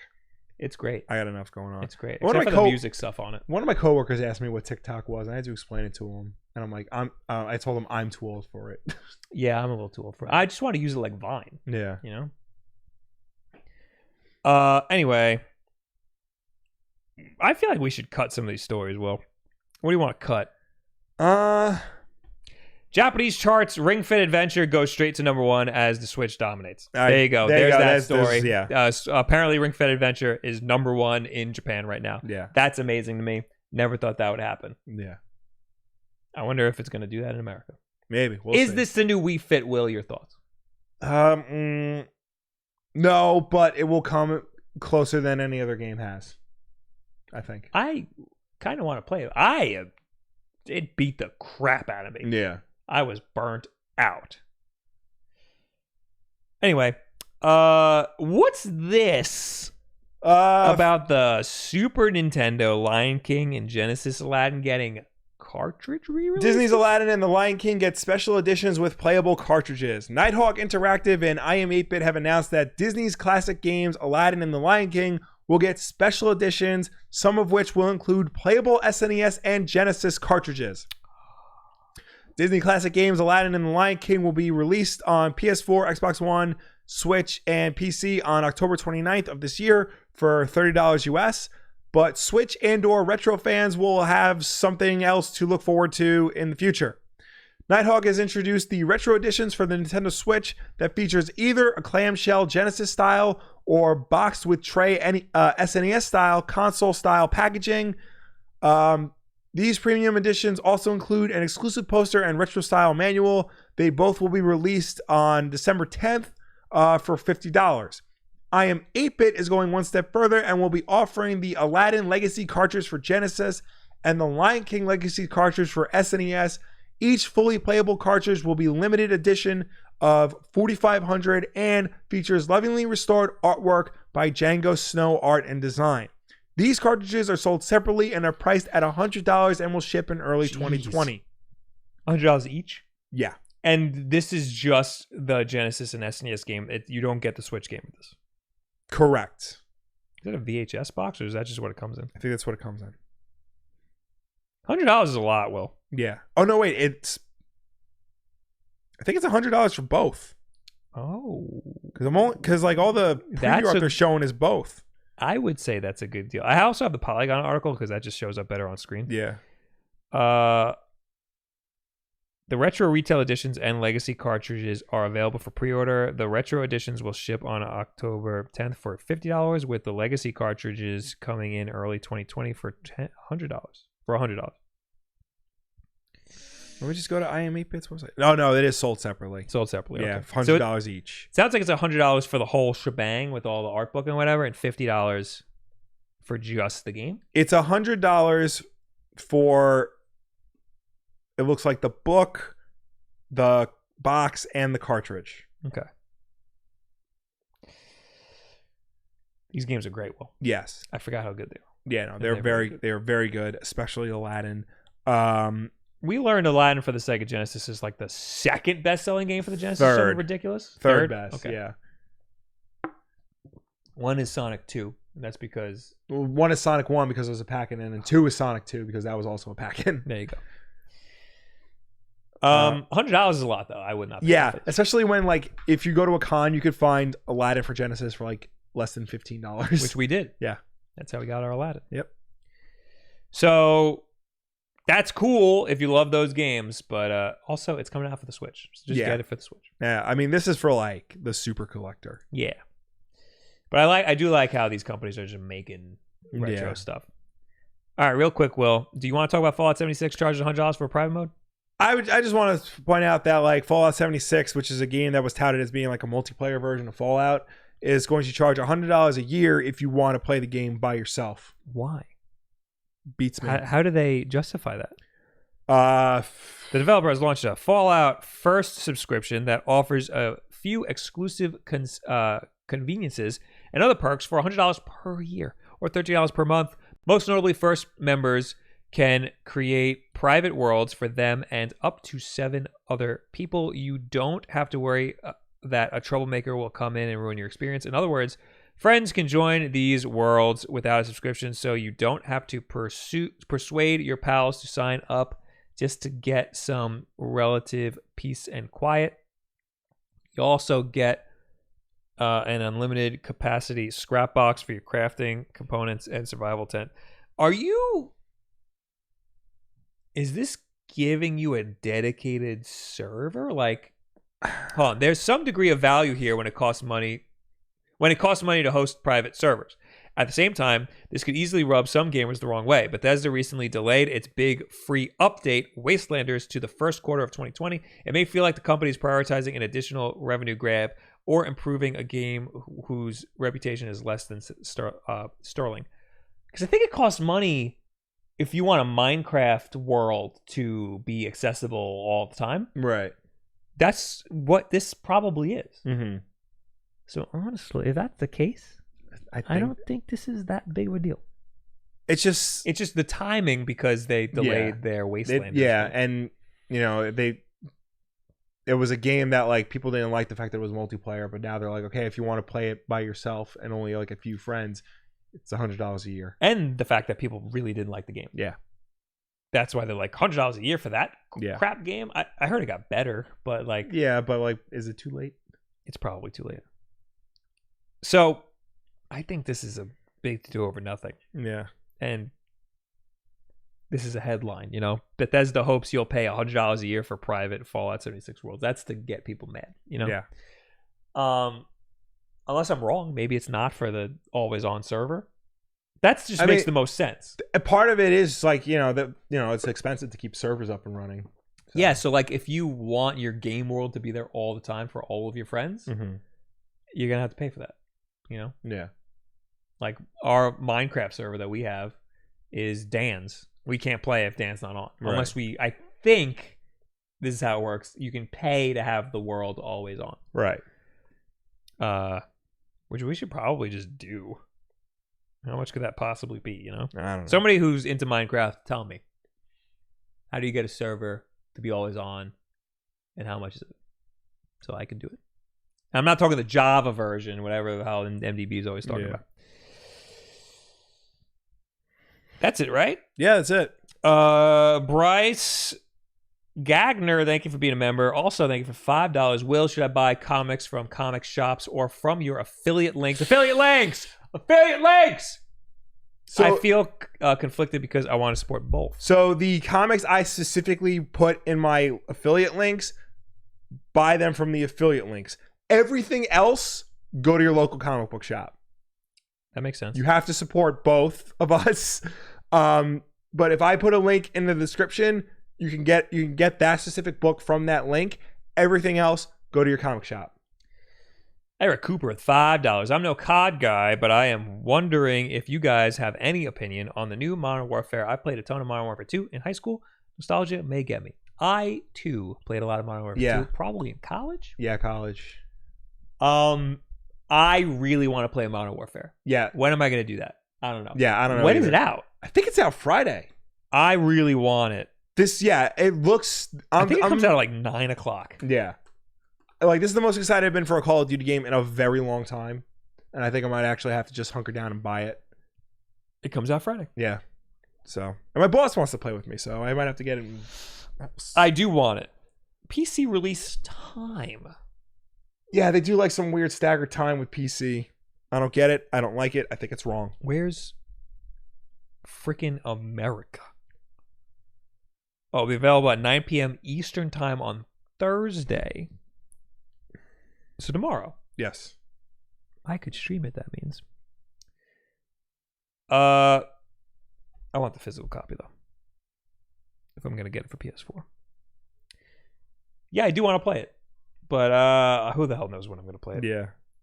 Anyway, do we do the unboxing now? Unboxing, and then... All right. My guys, we got a bunch of stuff. We do. I don't know what any of it is. I hope it's not embargoed. This box is effed, Will. Oh, boy. God. Let's put our drinks somewhere. Yeah. Should I let's get Gold Mario out of here. Oh, that box is... This box is effed. Well and truly effed. I'm going to get rid of this, too. Rip it open. Do you have your knife? Yeah. I'm gonna go to this camera. All right. You can just rip it open though. Look, it's already open. Yeah, true. Oh. That's not a good face that you made. Oh, this is from Playmobil. Oh,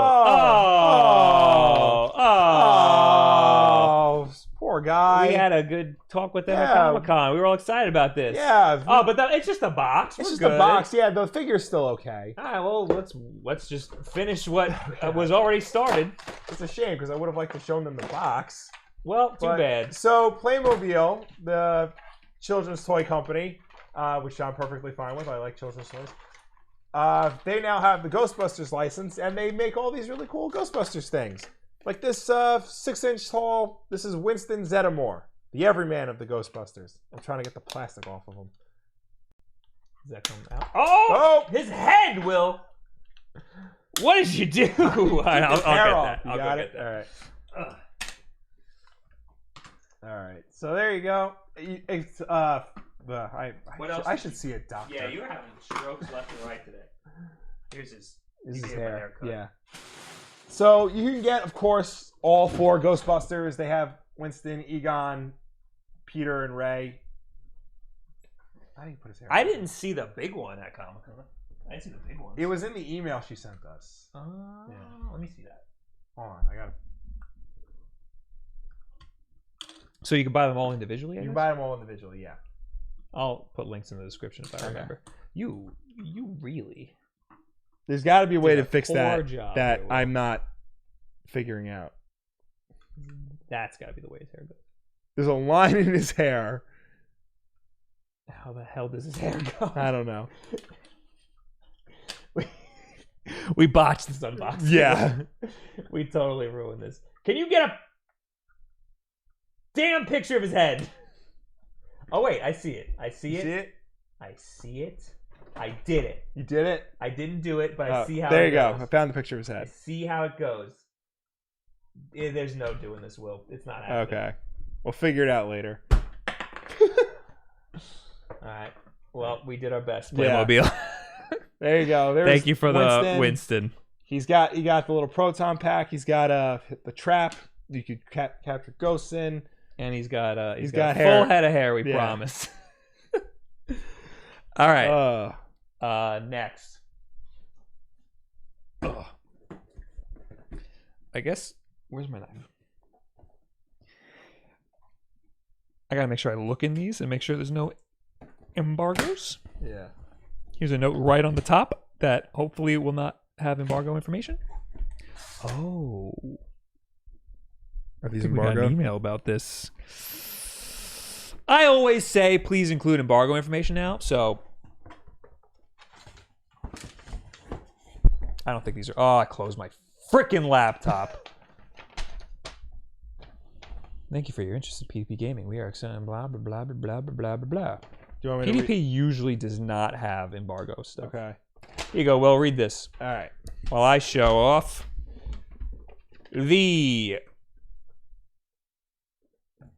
level 40 wired stereo gaming headset for the Nintendo Switch. Yeah. Move over, Winston. They don't say anything about embargoes. Good. Here. If you're looking for an overall audio solution for your Switch, our new color block PDP Gaming Level 40 wire stereo headset is perfectly paired with our Afterglow Deluxe Audio or Face Off Deluxe Audio wire controllers. The Level 40 wired stereo headset will be $30 and can be pre-ordered today at pdp.com. Hear every command with powerful 40mm neodymium drivers, cushions made from breathable mesh, easily accessible volume dial on the right ear cup, bi-directional noise canceling microphone with passive noise filter, quick flip mute. The microphone is muted when the mic boom is flipped up, and officially licensed by Nintendo. So, I think what's interesting about this is that it's officially licensed by Nintendo. It's for the Nintendo Switch, and I'm pretty sure it only has one input. You know what I mean? Like, you can't plug it doesn't have a splitter to plug into a phone. Oh. You know what I mean? Right, I got you. Get on my face with this nonsense. Well, I feel like a lot of games are taking advantage of the fact that it's just one headphone jack. You don't need the Switch Online app. Like, you can just plug your thing into the Switch on its own. I love plugging my thing into the Switch on its own, Will. Yeah, I know you do. Yeah, it just plugs right into the Switch. Yeah. I'm gaming. Did you flip back to the other camera? Yes. I know the whole chat freaked out because I switched to the desktop camera first. Yeah. So yeah, this is how much is this? Does it say? $30. $30. $29 is pretty cheap. $29.99. Yeah. $30 ain't bad. Not gonna lie, I don't like over-the-ear headphones. Really? I'm very weird about headsets and headphones. You are. A lot of people want us to like review their stuff, and I'm just not about it, you know. Yeah. But I know a lot of people are. Mm. So this seems pretty cool. Yeah. Again, I think it's interesting. There's only one input. But yeah, this is good for Fortnite. It's good for Warframe. It's good for Overwatch now. It's good for another video game console because it's wired. True. Yeah. You can just listen to your friggin' well, not iPhone because Apple. Am I right? Then there's this, Will.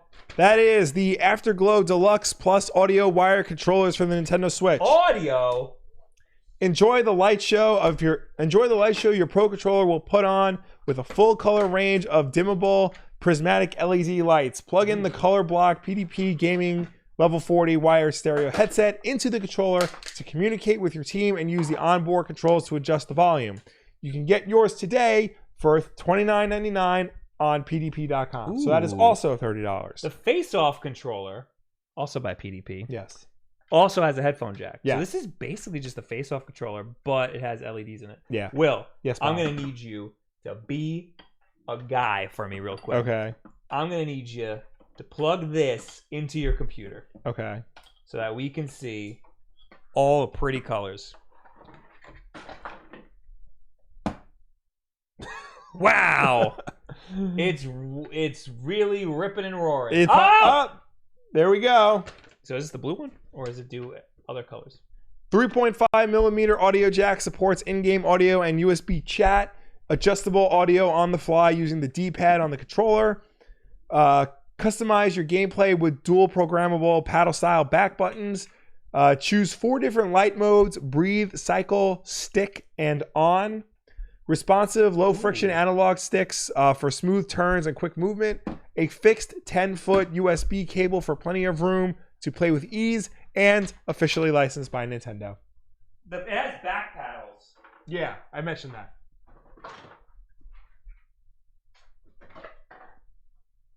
You gotta talk. Okay, sorry, I wasn't. Let me see this thing. It's nice. It reminds me of the Afterglow controllers. I think Nikon used to put out. Nikon, that's a company. Or was it Pelican? One of those. You're thinking Nyko. Nyko. You said Nikon. Right. It is Pelican because I think PDP used to be Pelican. This is the face-off controller. Yes. That also has a headphone jack.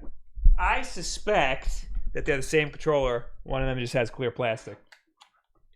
I mean, they look the same shape. Yeah, they have the same buttons. Same buttons. You gotta do it over here so people can see it. I'm just trying to figure out how you change how'd you get the lights on? Yeah, these are the exact same controller. Yeah. The shoulder buttons are the same. The back is exactly the same. Yeah, these are the exact same controller. Mm-hmm. Okay. Let me look up here. You can play with it some more. I'm gonna look up how much a face-off controller is. All right. Well, you do that. I'm gonna try and see if I can get the lights to do anything else. How did you turn them on? I just hit the talk button. This button. Down there. Which is the same on the face-off controller because it's the same freaking controller. The face-off controller is also $25, so they're the same. It's the same. It's the same. So, I mean, I kind of think that. I mean, you can't change the faceplate out. Right. You can't get a nice Wulff Den one. No. But I mean, dude, people are into like lighting. I had an Afterglow controller for something. I think PS2. I used to sell them at GameStop a lot. When people wanted a cheap controller. Oh, for Xbox. They used to sell them for Xbox. Yeah, these were very popular back in the day. So, yeah, I think those are pretty cool. Yeah, I'm cool with that. I mean, the face-off controller is an awesome controller. Yeah. I use the face-off controller when I'm playing Switch games like to capture footage. So, but yeah, I would totally use this. It feels nice and smooth in your hands. All right. What's next? Oh, we got one more thing. Yeah. It's a big box. Poor Winston. Poor Winston. Oh! I should have known better, Will. Oh boy. This is a bigger box. Is this going to get us in trouble? No. This is also from Playmobil. There was no embargoes for Playmobil, was there? No. Okay. Are you sure about that? Yes. Okay. We should have opened this I fixed before. it. I fixed this Will, hair. congrats. Oh, yay, Winston. Damn USPS, Will. Seriously, bro. They dented... Look what they What did the to hell? our poor thing. What the hell? Get these guys out of here. Look what they did to our poor box. This is messed up. sick, though. I know. This is rad. This is the Ecto-1 from Ghostbusters. I believe specifically the Ghostbusters 2 version. Oh, man. This is... This one comes with all 4 Ghostbusters. Peter, Winston, Ray, and Egon. It looks like they're in their... Hold on. I think you got... There's a little cut. There's little things... Little symbols to cut. Oh, yeah. On the... I got a knife. Here, you take care of that. All right. They're in their weird Ghostbusters 2 uniform that they only wore for one scene, like the black uniforms. But they come with the slime canisters that were in Ghostbusters. Yeah, no, this is the Ghostbusters 2 Ecto-1, the Ecto-1A specifically. Why do you gotta cut the box? This is weird. Just let me freaking rip it open. Let me cut towards me. Always cut towards yourself. Yes. Yes, kids. Yes, kids opening a Playmobil toy. Take your mom's knife and always cut towards yourself. And put the knife in your hand when you point it at Will. Yeah. All right. This is very haphazardly thrown in here. Yeah. Let me boop. Take this out. Yeah. Take this out. Oh my God, there's a lot here. Some assembly required, but that's okay. That's We're what not we're going to here be for. assembling this right now. I'll be assembling it right now. All right, you can assemble it while I go through everything else that we got to go through. I'm taking these off because these are going to get wrecked. So the figures that come with the Ecto-1 are noticeably smaller. They are about like half the size of the big Winston. But that's so they can fit in the Ecto-1. Yeah, it's Ghostbusters 2 because you can see all the 2. Because he's got the peace sign. Oh, Yeah. because he's doing these. Yeah. All right. This is rad. This is a cool thing to have. You know, so you got to put it together. You're taking this home and you're doing this. That's fine with me. I'm not doing... Oh, here's all the guys. They're all assembled. Yeah. These guys. Yeah. Yeah, why are they all in black? There was one scene in Ghostbusters 2 where they wear black, and it was during like the montage. I don't remember that at all. I know. It's so random, and like I don't understand why it's in the movie, but it's there, and people associate it with Ghostbusters 2. Well, do we know how much this is? She told us, and I don't remember. Ghostbusters 2 Ecto-1. Why isn't it called the Ecto-2? It's the Ecto-1A. Ecto-2 has, I think, a different vehicle. Playmobil. In the remake with all the women that everybody liked, the Ecto-2 was the motorcycle. Oh, this is $47.99 on Amazon. Okay. List price is $60. That's a substantial price. Yeah. But I guess, you know what? Legos are pretty expensive too. Yeah, and you know, you're getting a whole vehicle plus 4 action figures. True. Oh, you have to put the wheels on? Yeah. Jeez. Oh, they want you to put the stickers on too. Rubber. I will do the stickers last. All right. This is actually I just feel like this is gonna be a project, so I Yes. might have to do that off camera. It looks like less of a project than, say, Legos. Yes, But it still looks like a freaking Yeah. project, Will. All right. but that's cool. Guess what time it is now, Will? Tweet of the week. Tweet of the week. Tweet of the week. As I slowly make my way over to that side of my desktop. Yeah. So then I can click on this week's tweet of the week. We have 2. Yes. I have one and you have one. Mm-hmm. This one, I saw it today. It's by Officer Bill, or at Bill Ratchet. He says, got curved by a girl with an iPhone 4, so I'm going to go watch The Joker tomorrow. I thought that was very funny. I feel like that's accurate. And you put up one by @RealYoungCrip. Yep. Or Donovan Crip Daddy. Would you like to read it? Sure. Joe Rogan smokes weed. Joe Rogan. So, like, is the government actually corrupt? Edward Snowden. Yes. Guy powerlifting in Planet Fitness. Damn, bro, that's effed.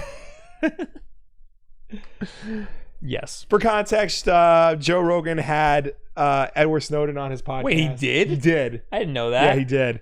And, you know, a guy powerlifting at Planet Fitness is totally the type of guy who would listen to Joe Rogan. How did he have Edward Snowden on his podcast? That's a very good question. Was it in his studio? No, it was over, not Skype, because I don't think Edward Snowden would use Skype, but yeah. Oh, okay. I didn't know Joe Rogan. I've never seen one where he Skypes someone in. I know. Well, you kind of have to with him. Yeah, I know. But, so it's a specific case. I want to hear that. Yeah, that actually sounds interesting. I might have to actually listen to a Joe Rogan podcast. I listen to a decent amount of Joe Rogan. Not all of them, but, you know, there's some where the guests are, like, really good. Yeah. You know? Like, one of my favorites recently was the dude from the Black Key. Well, they had both of the Black Keys on. Yeah. I don't even like the Black Keys. Black Keys are awesome. But I was driving out to a wedding in Riverhead. Yeah. All by myself, so I had nothing to do. And I listened to that. It was 3 hours. And it was mostly the drummer talking. Yeah. And he is a crazy person. It was really funny. Yeah. But yeah. Joe Rogan's also a crazy person. He talks like one of my favorite memes is like, so do you ever try DMT? He just says that like in like really inappropriate times. Yeah. Anyway, that was a good tweet of the week. Well, thank you. Now is when we talk to you people. Yes. As always, you can reach us on Twitter using the hashtag Wulff Den Live. If you left a comment on last week's Wulff Den Live, then this is the part of the show where we will finally answer you. And of course, ladies and gentlemen watching us at home, please start leaving your questions and comments because we will get to them when we are done building this Ecto-1. Apparently I switched the wrong camera again. Whatever, man. Too late. That's life. Evan Wilson with $5 via Super Chat. I finally got to watch you live. You're the best gaming channel. I like Wulff Den VODs on a lot. Oh, I keep Wulff Den VODs on a lot. If I meet you someday, please sign my Switch. You got it, man. Come to a convention that I'm at. For those of you who don't know, youtube.com/Wulff Den VODs is where I upload all the VODs to all the long form content that doesn't have a home. Well, yeah. It's mostly just the VODs to our Sunday streams because I can't keep them here because they get copyright striked all the time. Thanks, Nintendo. Thanks, Nintendo. Thanks, all you game developers. Thank you. YouTube really is the one I have to thank the most for copy striking all of our nonsense. Anyway, last week's Wulff Den Lerv. Milshank Jones. I don't like knowing much about the Pokemon games beforehand. That's why I watch Wulff Den Live. Yeah. We don't know much about Pokemon either. That's a neg if I ever done heard Yep. it. Tanner Curley. I had to break up with my local comic store when The Walking Dead ended. It was a very sad experience. I used to buy multiple comics from them, but without a new issue of The Walking Dead, my intrigue in comics had declined. They remember me. Whenever I came in, they had a copy of The Walking Dead newest issue in the front ready for pickup, and they don't even have a pull list. Good times. That's always sad when you got to break up with a comic book store, especially over one comic book. Yeah. Like, that's depressing. I've been wanting to watch the show again. I know people say that it's not good, but when people said that before, I still loved it. I don't know, man. I mean, Rick's not on the show anymore. Yeah, I want to know what happened. I heard about what happened to him, and it's really dumb. Because, like, he went off to college? No, Carl. Well, let's not spoil it for people. Well, no, I don't think anybody cares. Because, like, in real life, the guy who played Carl wanted to go to college, so they're like, fine, we'll kill you off. Okay. Which is stupid, because Carl lived to the end of the comic. And Rick, like, his contract was up, so they, like, you know, he fell off a bridge or whatever with a bunch of zombies, but he survived, and nobody knows, so he can go off and do, like, spin-off movies and crap. That's dumb. Yeah. And I think the same thing happened with Michonne. Although Michonne, I think, is still on the show. Michonne had spin-off stuff, didn't she? She had one comic and a video game. Okay. Anyway, Good Going Guy TV. I just moved to college and there isn't a local game store like in my hometown. Any ideas on websites I can use to find deals on physical games that I can order online? eBay. Yeah. Wait. You're talking retro stuff, right? Because if it's not retro stuff and you want new stuff, you got to go to a big box store. Yeah, you're probably going to go to like Target or Walmart. There's probably a Walmart within walking distance of your college. So you should be fine there. Deals on physical games that I can order online. Oh, Amazon, dude. There's also Amazon. Retro stuff is hard to get online. There's some online stores that specialize in retro stuff, but honestly, eBay is probably your best bet. Emmy Shmee? My wife thinks I'm a big deal now that I got a comment acknowledged. Thanks for earning me some brownie points. Fred. See, he specifically called out Fred. That's why he got red. Yeah. JBell017. The thing with the NBA was you're going to be loud as hell. I know. The thing with the NBA was the GM for the Houston Rockets, which is basically China's team because they had Yao Ming and have Chinese jerseys, tweeted in support of Hong Kong, and immediately China canceled a bunch of games and the NBA lost money. Then the LeBron stuff afterwards. Okay. Did you hear about Shaq? Shaq was like, "Oh, talking about free speech and whatnot," and then Charles Barkley was like, but he's employed by the NBA. He's got a the NBA can fire him for whatever they want." But no, Shaq was doing. Shaq did okay. Shaq did good. I just like when Charles Barkley dunks on Shaq. I like how they don't agree on anything. Yeah. But no, I'm with Shaq. Yeah. I got a DM on Instagram. Okay. Somebody wrote this big long thing trying to explain the China thing, NBA thing to me. I do not care. It's not that you shouldn't care. It's just that it's a lot to take in. I just know that the NBA is in China's pocket, and there's all this stuff where they're like siding with China. Yeah. So that's all I need. Yeah. I don't really like the NBA. Like, I don't watch games. Yeah. Like I don't. The Overwatch thing is, Overwatch. The Blizzard thing is a much bigger deal to me because I play Overwatch, or now I play Overwatch. And it's a gaming thing. Yeah. So.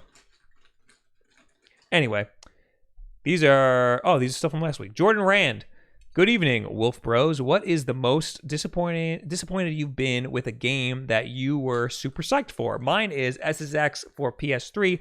I love the PS2 games, and the PS3 release was trash.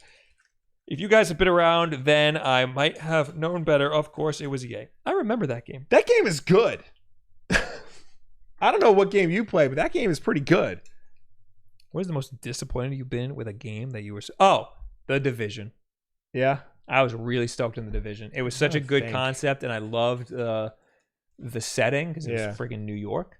It's like a weird version of New York, and it feels like a Ubisoft game. They all feel the same, and it wasn't as good as I was hoping it would be. I'm trying to think of like disappointed.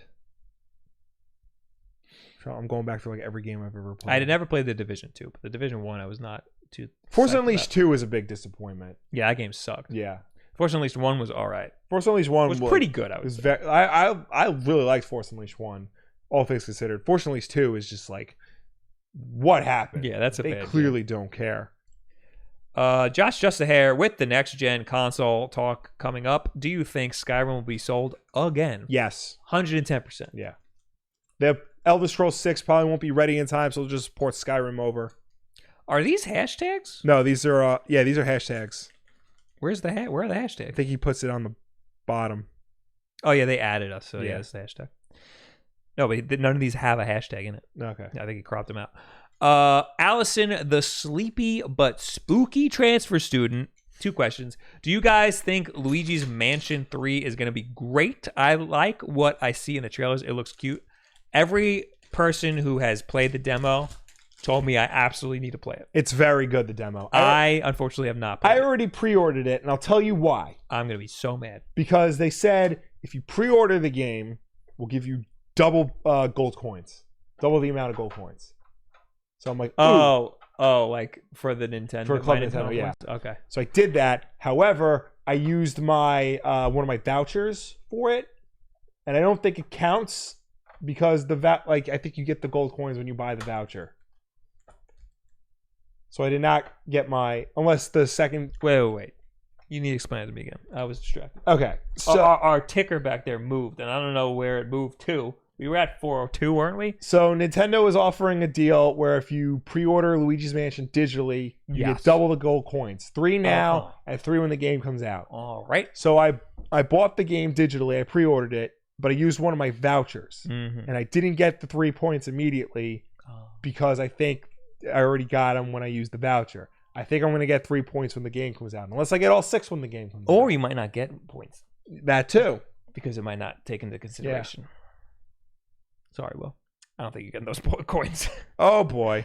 I think the game's going to be good. Do you think the Ring Fit game will go down in price?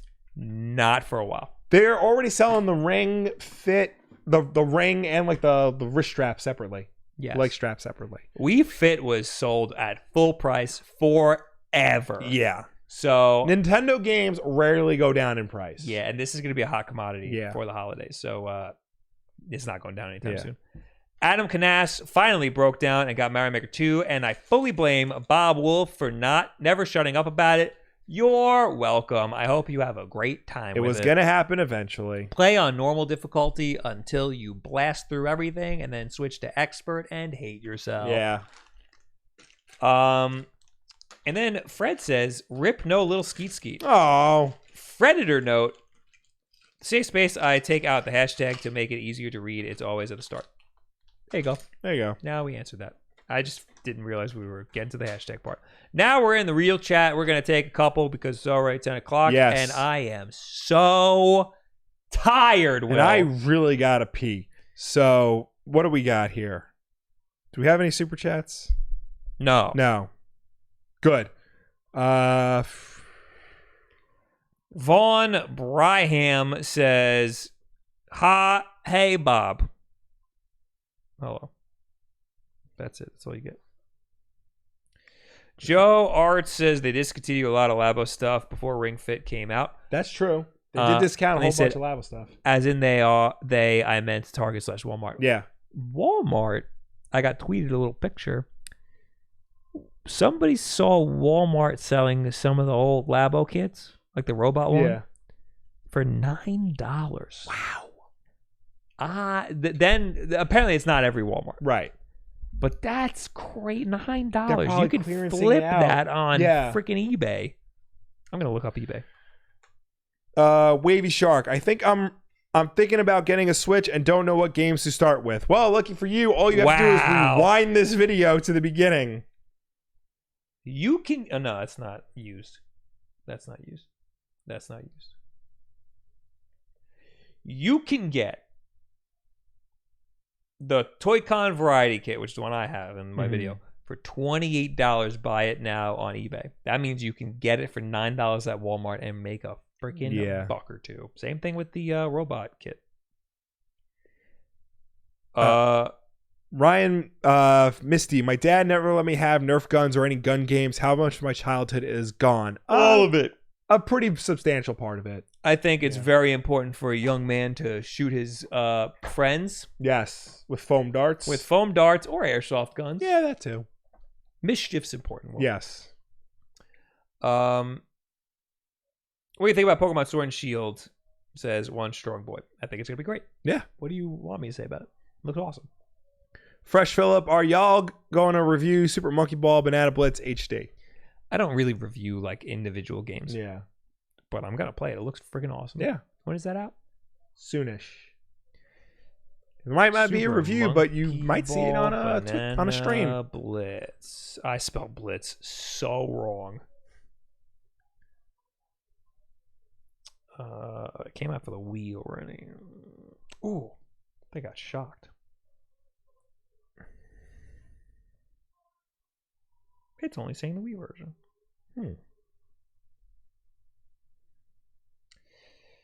Nintendo. Let's go. October 29th. So next week. Okay. Is that Tuesday? Tuesday. Okay. Just a hair. Heads up. Free Google Mini with Spotify Premium. New and existing users. Google Mini? Yeah, like with their version of the Echo Dot. You get it for free if you're a Spotify Premium member. I had to get a new credit card. And my Spotify lapsed. I'll have to. Well, sign up and you'll get. Will I still get my free Hulu? I don't know. They ended that promotion. Wait, we need to talk.